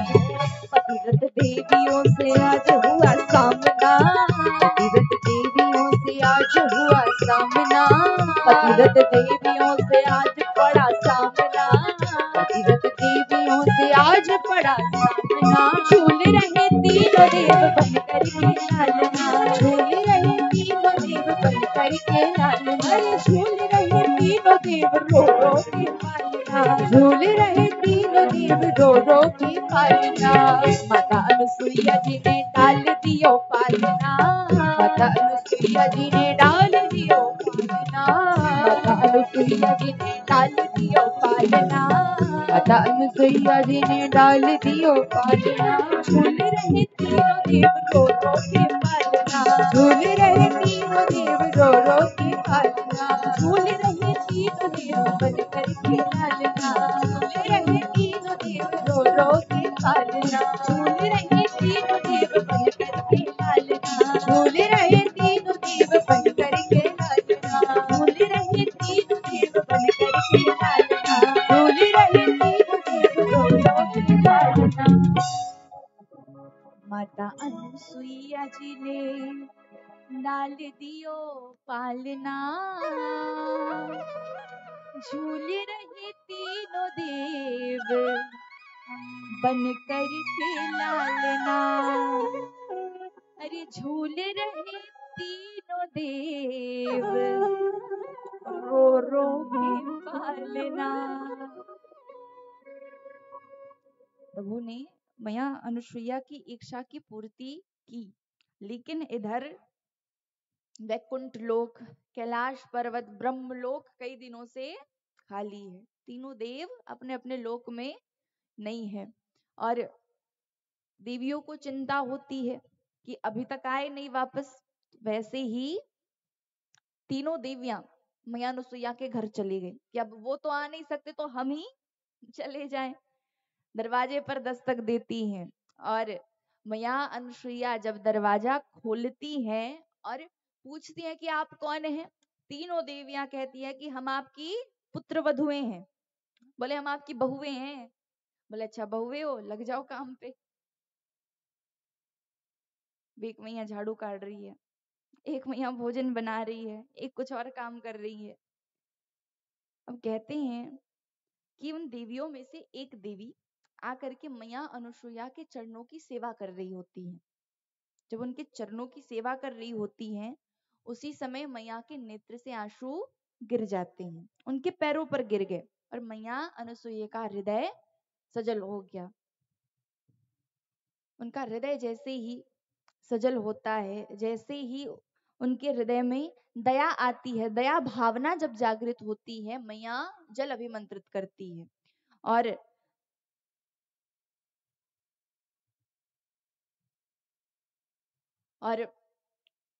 मैया जल अभिमंत्रित करके कहती है कि प्रभु, यदि आज तक मैंने अपने पतिव्रत धर्म में किसी भी प्रकार की त्रुटि न की हो, तो ये तीनों के तीनों बालक फिर से तीनों देव बन जाएं। जल छिड़कती है और तीनों बालक तीनों देव बन जाते हैं। जैसे ही देव बनते हैं, तीनों देवियां अपने अपने पति का हाथ पकड़ते और सीधे अपने अपने लोक ले आती है। डर था मन में कि ना जाने कब इनका सर फिर जाए, फिर से जल अभिमंत्रित करके बालक बना दिया तो वैसे ही जल्दी जल्दी से अपने लोक ले गई। और आगे बताते हैं, 9 कन्याएं हुई करदम जी महाराज के घर, लेकिन पुत्र अभी तक हुए नहीं हैं। और 10वीं संतान के रूप में स्वयं कपिल देव जी महाराज उनके घर पुत्र बन करके आते हैं। कपिल देव जी महाराज का अवतार होता है हमारे करदम जी महाराज के घर। बोलिए कपिल देव जी महाराज की जय हो। कपिल देव जी का अवतार हुआ और कपिल देव जी के दृश्य को, कपिल देव जी के उस दृश्य को अपने मन में बैठाते हैं। और जैसे ही मन में बिठाया, तुरंत चले गए वन में करदम जी महाराज, और उसी दृश्य का ध्यान करके वो प्रभु की तपस्या करने लगे। अब इधर मैया देवहूति को जब पता चलता है कि कोई साधारण सा बालक नहीं है, उनके घर का बालक स्वयं भगवान है जो कपिल देव के रूप में आए हैं, वैसे ही सोचती है कि ये तो भगवान है, अब भगवान है तो फिर आदर तो करना पड़ेगा। तब मैया सुंदर स्नान कराती है, उन्हें नए नए वस्त्र पहनाती है। और जब नए वस्त्र धारण कराती है, तत्पश्चात मैया एक छोटा सा व्यास मंच बनाती है और उस व्यास मंच के ऊपर में हमारे कपिल देव जी महाराज को बिठा करके उनकी आरती उतारने लगती हैं। जब आरती करती हैं, उस समय कपिल देव जी कहते हैं कि मैया, ये उल्टी गंगा कहाँ से बह रही है? माता कभी अपने पुत्र की पूजा करे, ये शोभा देता है? बोले नहीं। बोले मैया, मुझे तो आपकी पूजा करनी चाहिए, आप मेरी पूजा क्यों कर रही हैं? बोले कि प्रभु, मुझे सब पता है कि आप पुत्र हो या पिता हो, आप तो स्वयं भगवान हो, मुझे इसका ज्ञात हो चुका है, मैं जान चुकी हूँ कि आप भगवान हैं। और मैया बैठती है, बैठ करके उनसे प्रश्न करती है कि हे प्रभु, ये जो मेरी इंद्रियां हैं ये मुझे बहुत परेशान करती है। कान कहते हैं कि अच्छे अच्छे संगीत सुनो, आंखें कहती है कि अच्छे अच्छे दृश्यों को देखो, और सबसे खतरनाक इंद्री रसेंद्री हमारा मुख ये कहता है कि अच्छे अच्छे पकवानों का सेवन करो, स्वादिष्ट पकवानों का सेवन करो। तो मैं क्या करूं जिससे इनकी इच्छा भी पूरी हो जाए और मुझे पाप दोष भी न लगे? कपिल देव जी महाराज बोले कि इसका तो केवल एक ही उपाय है मैया, आप अपनी संपूर्ण इंद्रियों का मुख भगवान की ओर मोड़ दीजिए। बोले वो कैसे? बताते हैं कि मैया, यदि आपकी आंखें कहती है कि आप सुंदर दृश्य को देखो, तो फिर आप भगवान के सुंदर सुंदर चित्रों को देखो, भगवान के सुंदर सुंदर दर्शन करो। यदि आपके कान कहते हैं कि सुंदर संगीत को सुनो, तो मैया प्रभु के इतने सुंदर सुंदर भजन हैं, आप उनका सेवन करें, आप उन्हें सुने। बोले और यदि आपकी जिह्वा कहती है, आपकी रसेंद्री कहती है कि आप स्वादिष्ट पकवानों का सेवन करें, तो मैया आप पकवान तो बनाइए, लेकिन उस पकवान को खाने से पहले, पाने से पहले उसे प्रभु को भोग लगा दीजिए। अब भोग लगने के बाद वो पकवान क्या बन गया? क्या बन गया? हाँ, जोर से। प्रसाद। क्या बन गया? तो प्रसाद को पाने में कोई भी पाप दोष नहीं लगता। बोले ठीक है। सुंदर सत्संग होता है, कहते हैं कि हे मैया, हमेशा हमें हर मनुष्य के अंदर, हर प्राणी के अंदर, हर जीव के अंदर हमें भगवान के दर्शन करने चाहिए। बताते हैं कि एक भगत हुए, खूब भगवान के भगत हुए एकनाथ जी महाराज। अब एकनाथ जी महाराज जैसे जाते हैं ना, कावड़िया जल लेकर के जाते हैं भोले बाबा में चढ़ाने के लिए, वैसे ही एकनाथ जी महाराज ने सोचा कि मैं भी अब रामेश्वरम धाम जाऊंगा और वहां जा करके प्रभु को जल चढ़ाऊंगा। जल रखा पात्र में, अब जाने लगे। जैसे ही जाने लगे मन में संकल्प ले लिया कि दिन भर चलूंगा और केवल रात्रि में मैं विश्राम करूंगा।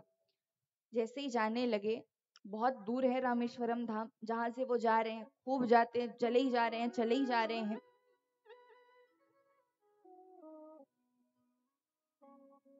कुछ समय बाद, कुछ दिनों बाद, अब वो एकनाथ जी महाराज कहाँ पहुंच गए? रामेश्वरम धाम पहुंच गए। अभी मंदिर में नहीं पहुंचे हैं, अभी केवल उनके धाम में पहुंचे हैं। जब जा रहे थे उसी समय अब उन्हें रामेश्वरम धाम के मंदिर की चोटी में जो ध्वज टंगा होता है, वो ध्वजा उन्हें दिखाई देने लगी। जब दिखाई देने लगी उसी समय एक गधा उस एक छोर पर प्यास के मारे चिल्ला रहा था, जोर जोर से चिल्लाए जा रहा था, रो रहा था, प्यास से तड़प रहा था वो। उसी समय एकनाथ जी महाराज की नजर पड़ती है उन पर। जैसे उन पर नजर पड़ती है तब एकनाथ जी महाराज सोचते हैं कि क्या करूं, मैं जल चढ़ाऊं या इस प्यासे को मैं जल पिलाऊं। तब एकनाथ जी महाराज ने कहा कि प्रभु मुझसे इसका दर्द देखा नहीं जा रहा है, मुझसे इसकी तड़प देखी नहीं जा रही है। हे प्रभु, यदि आप तो सर्वस्व विराजमान है, आप तो हर कोने में विराजमान है, आप तो पृथ्वी के कण कण में विराजमान है, तो आप यहीं से मेरे जल को स्वीकार कीजिए। और ये मन में सोचते सोचते उस गधे को जल का पान कराने लगे। और जब जल का पान करा रहे थे तब यकीन नहीं होगा, लेकिन उस गधे के मुख से ही स्वयं हमारे रामेश्वरम नाथ प्रकट हो जाते हैं। बोलिए रामेश्वरम नाथ की जय हो। प्रभु ने कहा कि हे एकनाथ, तुमने मुझे इस रूप में भी पहचान लिया। बोले प्रभु, आप कहाँ नहीं रहते हैं, आप तो हर कण कण में रहते हैं। और ये एकनाथ जी महाराज कहाँ के पंडित थे, कहाँ के ऋषि थे? इसी महाराष्ट्र के ऋषि थे, यहीं के ऋषि थे। इसलिए कहते हैं कि हमेशा हमें हर जीव में, हर प्राणी में भगवान के दर्शन करने चाहिए, क्योंकि हमें नहीं पता कि भगवान कब हमारे पास किस स्वरूप में आ जाए। ये पता है क्या? आपके बगल में ही जो मनुष्य बैठा होगा, आपको भले लग रहा होगा कि इसे तो हम जानते हैं, लेकिन क्या पता उसका रूप धारण करके स्वयं भगवान आए हो। भगवान भी तो आ सकते हैं ना। वो सुना है ना, पता नहीं किस रूप में आकर नारायण मिल जाएगा, निर्मल मन के दर्पण में वह राम के दर्शन पाएगा। तो ये पता नहीं है कि भगवान किस रूप में आकर के मिल जाए। इसलिए हर मनुष्य का सम्मान करो, हर जीव का सम्मान कीजिए, हर प्राणी का सम्मान कीजिए, हर पशु का सम्मान कीजिए, क्योंकि भगवान किसी भी रूप में आ सकते हैं। पशु के रूप में भी आ सकते हैं, भगवान किसी कीट के रूप में भी आ सकते हैं। जब दोनों का सत्संग हो रहा था, मैया देवहूति और कपिल देव जी महाराज का, मैया देवहूति पूछती है कि हे प्रभु, आप ये बताइए कि हमें किस प्रकार की पूजा करनी चाहिए, किस प्रकार की पूजा से भगवान प्रसन्न होते हैं, बहुत प्रसन्न होते हैं और प्रसन्न होकर के दर्शन देते हैं। बोले तब तो हमें मानसिक पूजा करनी चाहिए, क्योंकि मानसिक पूजा को सर्वश्रेष्ठ पूजा कहा जाता है। क्योंकि मानसिक पूजा जब हम करते हैं तो हमारा ध्यान एकाग्र होता है, हम एकाग्रता के साथ केवल प्रभु का स्मरण कर रहे होते हैं। बोले मानसिक पूजा का अपना एक बहुत महत्व है। बताते हैं कि एक सेठ जी हुए, बहुत धन था उनके पास, खूब धन, और लेकिन जितना धन था उतने ही कंजूस। कहते हैं ना कि जिनके पास जितना ज्यादा धन होता है वो उतने ही कंजूस होते हैं, ये देखा भी होगा। बोले जितना धन था उतने ही कंजूस थे। बोले फिर, बोले उन सेठ जी महाराज के पास खूब धन था, लेकिन आज तक उन्होंने कभी भी भगवान को कुछ दान में नहीं दिया, किसी जरूरतमंद को भी कुछ दिया नहीं उन्होंने। उनके अब तो जाने का समय आ गया। जब उनके जाने का समय आया तो जितने भी उनके नगरवासी थे सब कहने लगे कि अरे सेठ, अब तो तेरे जाने का समय आ गया है, अब तो भगवान को कुछ दे दे, अब तो कुछ दान कर दे, अब तो कुछ सत्कर्म कर ले। लोगों की बातों को सुन करके उनके मन में इच्छा तो जागती है, लेकिन फिर सोचने लगते हैं कि कैसे दूं, इतनी मेहनत से कमाया है, कैसे दूं। और जैसे ये सोचने लगे, बोले दे ही देता हूँ। बोले अब गए अपनी बड़ी सी तिजोरी के पास। अब उस बड़ी सी तिजोरी को खोलते हैं और उस बड़ी सी तिजोरी में से 1 रुपए का सिक्का निकालते हैं। अब उस 1 रुपए के सिक्के को अपनी मुट्ठी में रखते हैं, तिजोरी बंद करके चले गए हनुमान जी के मंदिर। शनिवार का दिन था। अब उस दिन हनुमान जी के मंदिर में बहुत भीड़ होती है, खूब भगत आते हैं उस दिन। जब मंदिर आए, देखते हो लंबी लाइन लगी है, खूब लंबी लाइन में है, और सबसे अंत में कौन है? सेठ जी महाराज। जब वो थे, अब सोचे कि इतनी लंबी लाइन है, इतनी भीड़ है, कौन आए यहाँ, लेकिन फिर भी सोच रहे हैं कि फिर जाऊंगा फिर लोग ताना मारेंगे। अब वो मुट्ठी में बंद करके खड़े हैं, प्रतीक्षा कर रहे हैं अपनी बारी की। आगे चले जा रहे हैं, चले जा रहे हैं, चले जा रहे हैं। अब कुछ समय बाद वो सोचते, हाय मेरा सिक्का मुझसे दूर हो जाएगा, हाय मेरा सिक्का। बोले एक बार मैं अपने सिक्के को देख लेता हूँ। अब जैसे ही देखते हैं, तब आपने भी ये गौर किया होगा कि यदि किसी चीज को हम बहुत देर तक मुट्ठी बांध कर रखे तो मुट्ठी में पसीना आता है ना, आता है पसीना। अब वो जैसे ही खोल कर देखे, अब उनकी मुट्ठी में पसीना। अब वो क्या सोचे, बोले अरे सिक्का तू रो रहा है? बोले तू मुझसे दूर जाने के गम में रो रहा है? बोले तू मत रो मत रो, मैं तो तुझे भगवान के पास भेजूंगा सिक्का, तू मत रो। मुट्ठी बंद। अब फिर चले जाए, फिर चले जाए, फिर चले जाए। कुछ समय बाद बोले एक बार और देख लेता हूँ। अब वो फिर खोले, अब और ज्यादा पसीना। बोले अरे सिक्का तू इतना रो रहा है, तू मुझसे दूर नहीं रह सकता सिक्का, मैं भी तेरे बिना नहीं रह पाऊंगा, लेकिन तू मत रो, मैं तो तुझे भगवान के पास ही भेज रहा हूँ। फिर मुट्ठी बंद। अब फिर गए, अब उनकी बारी आई।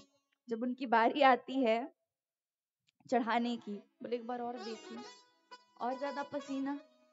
बोले अरे सिक्का तू इतना रो रहा है, तू मुझसे दूर ही नहीं रह सकता, सिक्का तू मत रो मत रो, मैं भी तेरे बिना नहीं रह सकता हूँ, मैं तो तुझे खुद से दूर करूंगा ही नहीं। और मुट्ठी बंद करके जेब में डाला सिक्का, प्रभु को प्रणाम किया और निकलते बने।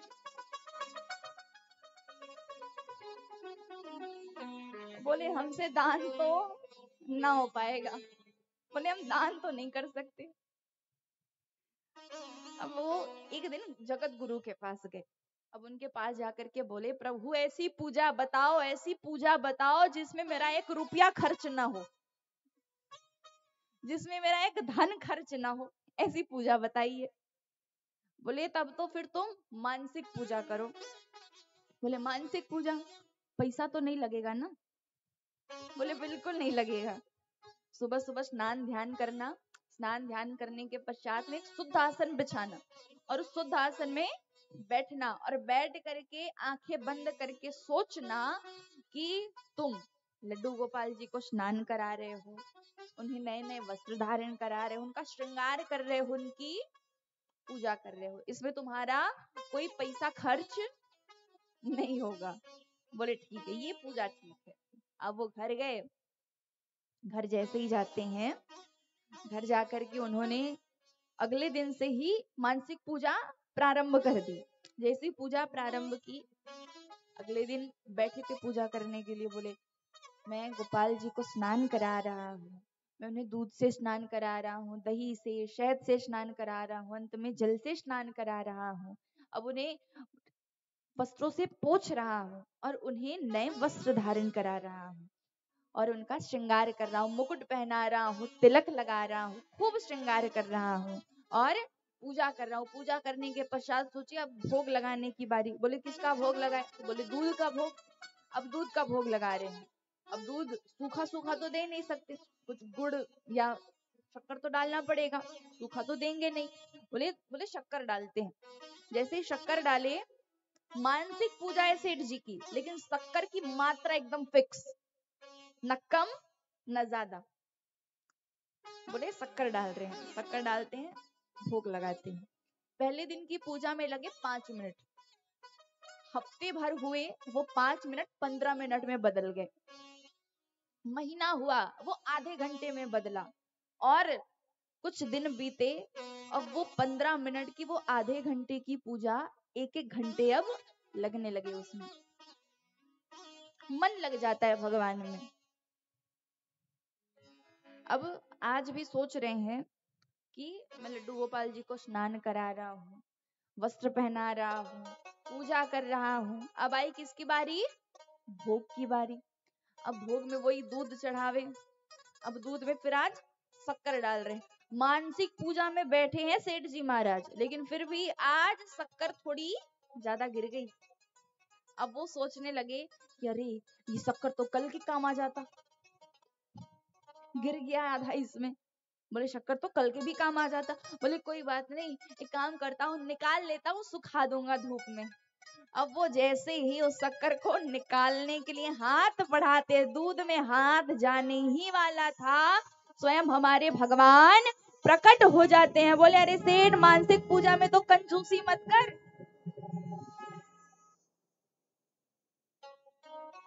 सेठ जी बोले प्रभु, पहले बताना था ना कि शक्कर इतना प्रिय है आपको, मैं पहले ही इतना सारा शक्कर चढ़ा देता। इतने वर्षों में जो मेरा शक्कर खत्म हुआ है वो तो नहीं होता। भगवान बोले ये नहीं सुधरेगा। तो ऐसे ऐसे प्रभु के भक्त होते हैं। तो इसका मतलब क्या है? ये नहीं सिखा रहे कंजूसी ना करो, ये ना करो, वो ना करो। वैसे कंजूसी तो करनी ही नहीं चाहिए, खास करके धर्म के कार्य में कंजूसी हमें नहीं करनी चाहिए। क्योंकि हम यदि धर्म के कार्य में अपना धन जितना लगाते हैं, जितना हम दान करते हैं, उतना ही हमारा धन बढ़ता है। जितना हम देते हैं उतना हमें उससे डबल होकर के हमें वापस मिलता है। तो धर्म के कार्य में हमें कंजूसी नहीं करनी चाहिए महाराज। लेकिन इस कथा का तात्पर्य क्या है? मानसिक पूजा। मानसिक पूजा की इतनी महिमा है, इतनी महिमा है। यदि तन्मयता के साथ मानसिक पूजा हम करें तो एक न एक दिन भगवान के दर्शन हमें हो ही जाएंगे। सेठ जी को हुए ना, वैसे हमें भी हो जाएंगे। अब ये मत कर देना कि शक्कर डाल करके शक्कर निकाल रहे हो, इससे भगवान प्रकट हो जाएंगे, ये नहीं करना है। वो तो उनका भाव था, हमें हमारे भाव के साथ प्रभु को रिझाना है। खूब सत्संग होता है दोनों का, और सत्संग के पश्चात भक्ति की 10वीं धारा पर पहुंचती है मैया देवहूति। और भक्ति की 10वीं परिस्थिति पर जब मनुष्य पहुंचता है, भक्ति की 10वीं धारा पर जब मनुष्य पहुंचता है, तब उसका संपूर्ण शरीर जल बन जाता है, और जल बन करके बहने लगता है। मैया देवहूति के साथ भी यही हुआ। भक्ति की 10वीं धारा पर पहुंची मैया, और उनका संपूर्ण शरीर क्या बन गया? क्या बन गया? जल बन गया। और जल बन करके एक नदी बन गई। और क्या कहलाई वो नदी? सिद्धिदा नाम की नदी कहलाई। बोले सिद्धिदा महारानी की जय हो। ये महिमा है प्रभु की।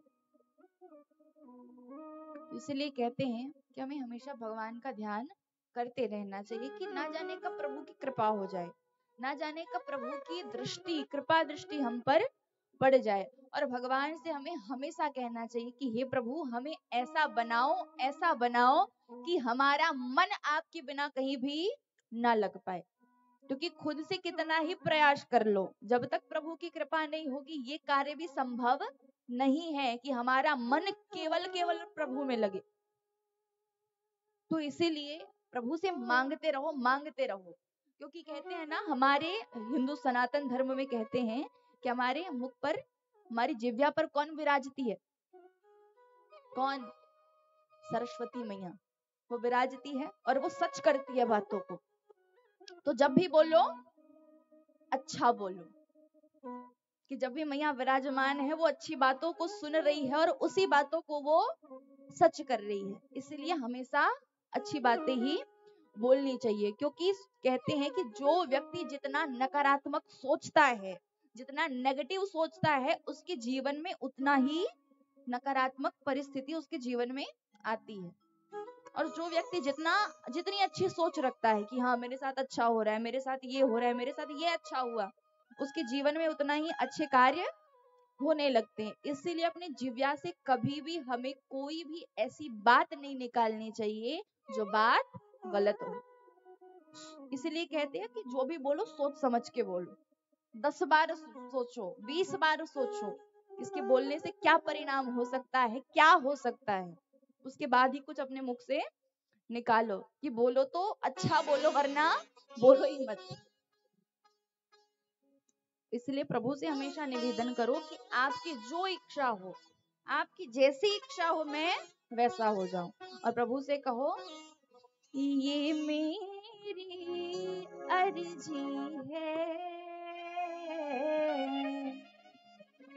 ये मेरी अर्जी है, मैं वैसी बन जाऊं, कैसी, जो तेरी मर्जी है।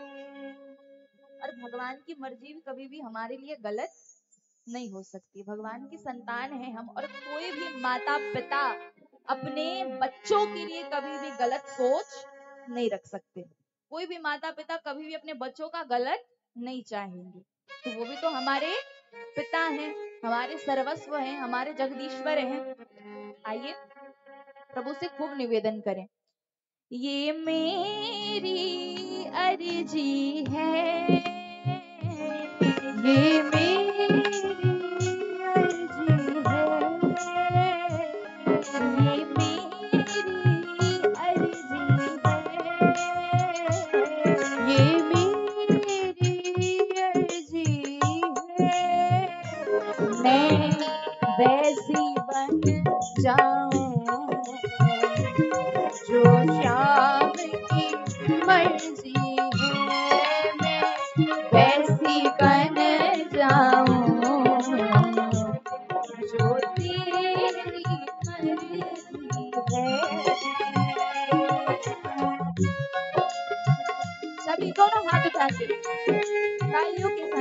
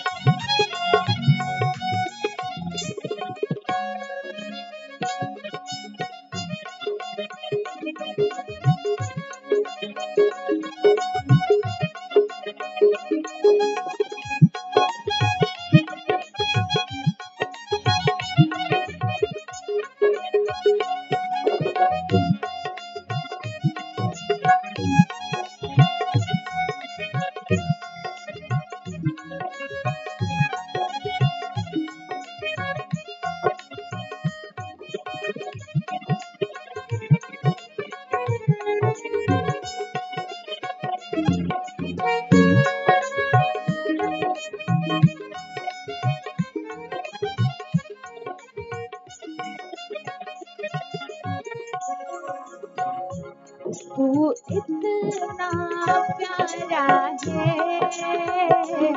तू इतना प्यारा है, तू इतना प्यारा है, तू इतना प्यारा है, खुद चाहते रहे तुझसे, तू चांद हमारा है, खुद चांद कहे तुझसे, तू चांद हमारा है। भगवान किसको प्यारे दिखते हैं? भगवान का स्वरूप किनको इतना सुंदर दिखता है कि मन से ये भाव आ जाए कि भगवान से प्यारा तो कोई हो ही नहीं सकता। ऐसे कौन कौन है? सब है, सबको लगते हैं ना भगवान प्यारे। अब हमने भी देखा होगा, यदि किसी जो माँ होती है वो अपने बच्चों से क्या कहती है? अरे तू तो मेरा चांद का टुकड़ा है, अरे तू तो चांद है, ये कहती है ना। क्योंकि बच्चे प्यारे ही लगते हैं माँ को। माँ बाप को अपने बच्चे सबसे ही प्यारे दिखते हैं, सबसे ही प्यारे लगते हैं, ये कहते हैं ना। तो भगवान इतने प्यारे हैं, भगवान इतने प्यारे हैं, इतने प्यारे हैं कि स्वयं चांद भी कहता है क्या? चांद कहे इससे तू चांद हमारा है। कहते हैं, एक भक्त ने बड़ी सुंदर लाइन लिखी थी। उन्होंने कहा था क्या कि ए फलक के चांद तो यूं मुड़ मुड़ के ना देख, ए फलक के चांद तो यूं मुड़ मुड़ के ना देख, अरे हमने भी एक चांद देखा है। बोले ए फलक के चांद तू यूं मुड़ मुड़ के ना देख, हमने भी एक चांद देखा है। अरे तुझ में तो दाग है पर हमने बेदाग देखा है। तू इतना प्यारा है, तू इतना प्यारा है, तू इतना प्यारा है, तू इतना प्यारा है। खुद चांद कहे तुझसे तू चांद हमारा है। चांद कहे तुझसे तू चांद हमारा है।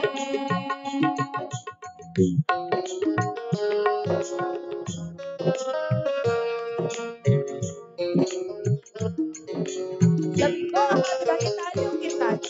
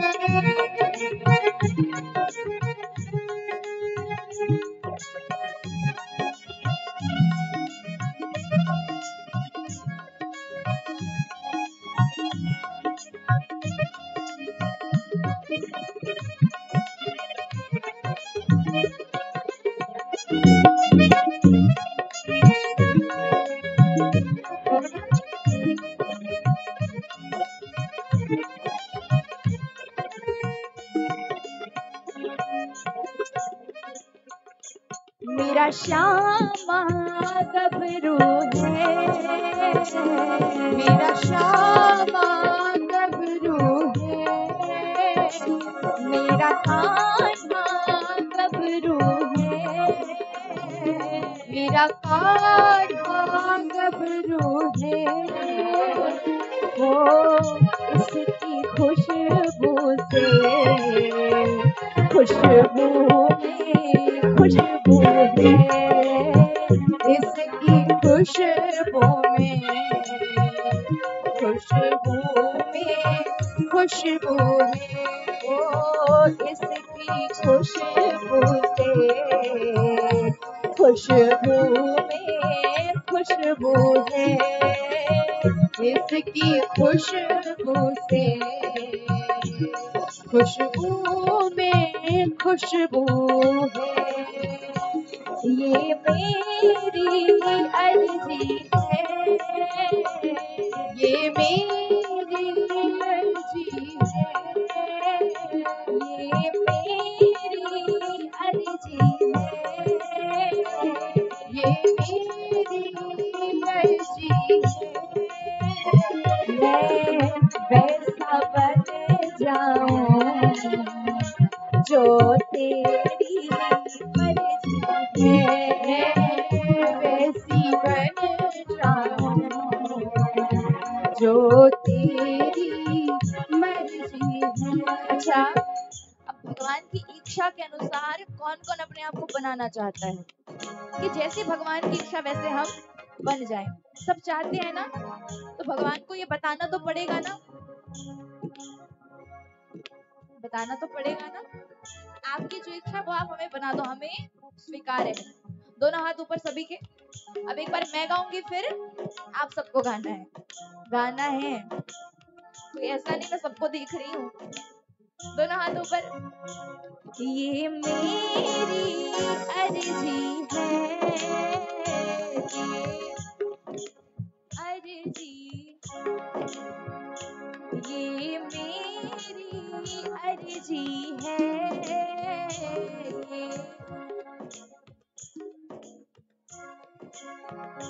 मैं वैसी बन जाऊं जो तेरी मर्जी है, मैं वैसी जो तेरी, मैं वैसा बन जाऊं जो तेरी मर्जी है, मैं वैसा बन जो। क्या बात है, दोनों हाथ उठा के सभी तालियों के साथ। ये मेरी अर्जी है, ये मेरी अर्जी है, ये मेरी अर्जी है, ये मेरी अर्जी है, मैं वैसी बन जाऊं जो तेरी मर्जी है, वैसी बन जाऊं जो तेरी मर्जी है, वैसी बन जाऊं जो तेरी मर्जी है, वैसी बन जाऊं जो तेरी मर्जी है, जो तेरी मर्जी है, जो तेरी मर्जी है, जो तेरी मर्जी है, जो तेरी मर्जी है। ये मेरी अर्जी है, मैं वैसी बन जाऊं जो तेरी मर्जी है, मैं वैसी बन जाऊं जो तेरी मर्जी है। बोली पंढरीनाथ भगवान की जय। आइए पुनः कथा की ओर हम सब प्रवेश करें। श्री सुखदेव जी महाराज राजा परीक्षित को बता रहे हैं कि स्वयंभू मनु और शतरूपा देवी, इनकी 5 संतानें हुई। 3 कन्याएं अर्थात 3 बेटियां और 2 बेटे पुत्र। 3 पुत्रियों के क्या क्या नाम? बोले आकुति, देवहूति और प्रसूति मैया। तीनों कन्याओं के घर में भगवान ने अपने अलग अलग रूपों से प्रभु प्रकट हुए। आकुति मैया का विवाह हुआ रुचि प्रजापति के साथ, जिनके घर में स्वयं श्रीमन नारायण भगवान यज्ञ नारायण के रूप में प्रकट होते हैं। दूसरी कन्या का क्या नाम है? देवहूति मैया। देवहूति मैया का विवाह किनके साथ हुआ? अभी हमने कथा सुनी, देवहूति मैया की सुनी कि नहीं सुनी? आप सबने सुनी? अच्छा एक बात बताइए, हम जो बोल रहे हैं हिंदी ये समझ में आती है सबको?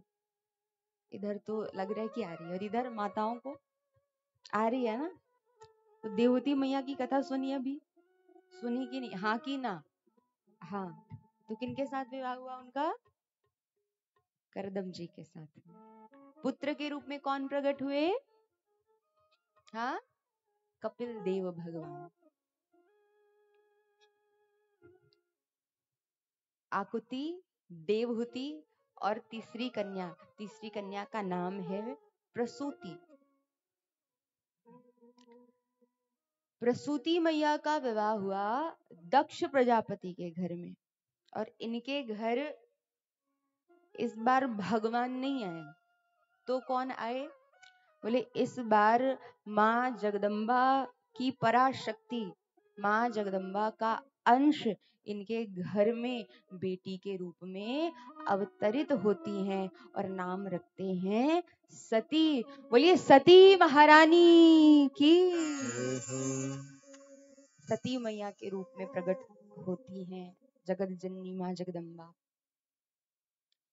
और सती मैया का विवाह होता है हमारे भोले बाबा के साथ में।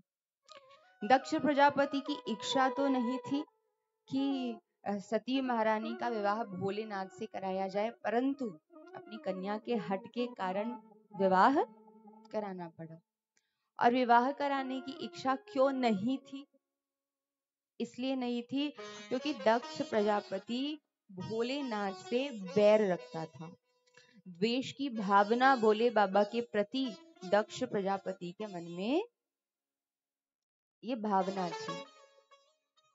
पर विवाह हुआ, और विवाहोपरांत मैया सती के विवाह के बाद में दक्ष प्रजापति श्रीराधे श्रीराधे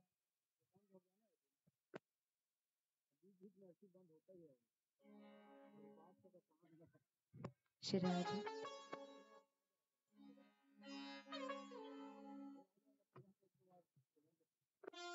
श्रीराधे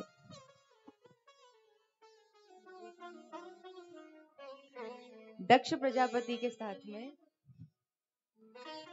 दक्ष प्रजापति ने हरिद्वार के कनखल में यज्ञ का आयोजन किया।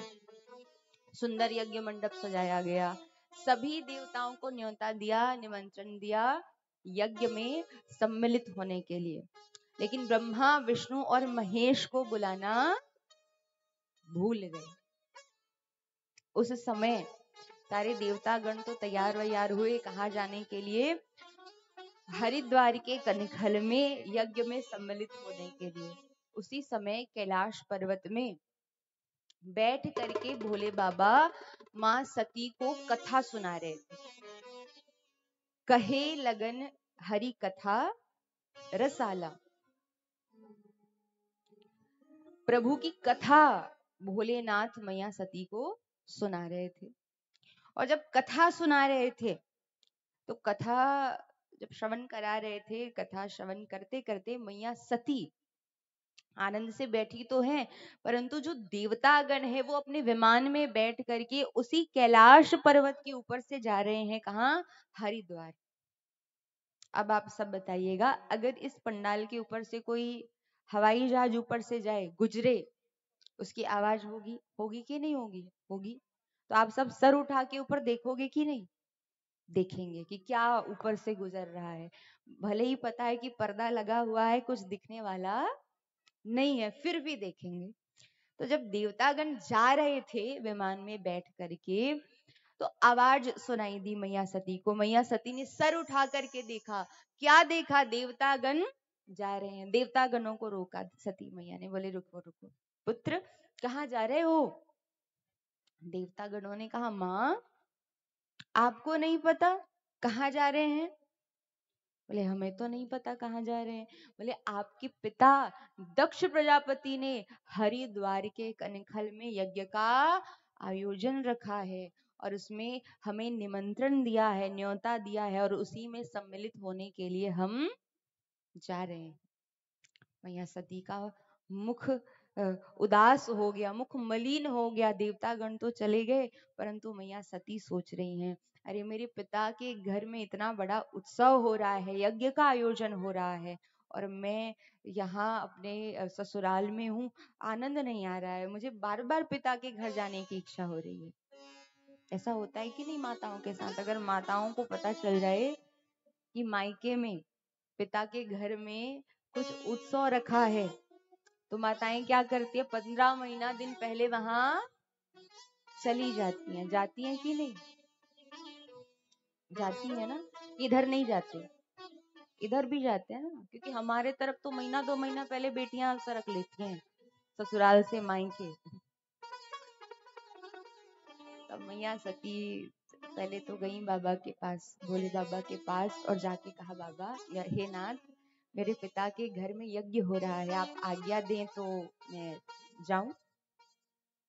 बाबा ने कहा, देखो सती, हमें बुलाया नहीं गया है, न्योता दिया गया नहीं है, और बिना न्योते के जाना उचित नहीं होगा, इसलिए नहीं जाते हैं। मैया सती बाबा से कहती है, हे स्वामी, बड़े बड़े संत कहते हैं कि अपने मित्र के घर, गुरु के घर, पति के घर, स्वामी के घर यदि कुछ उत्सव हो रहा है और न्योता न भी दिया गया हो तो चले जाना चाहिए। बोले चले तो जाना चाहिए, पर किस परिस्थिति में?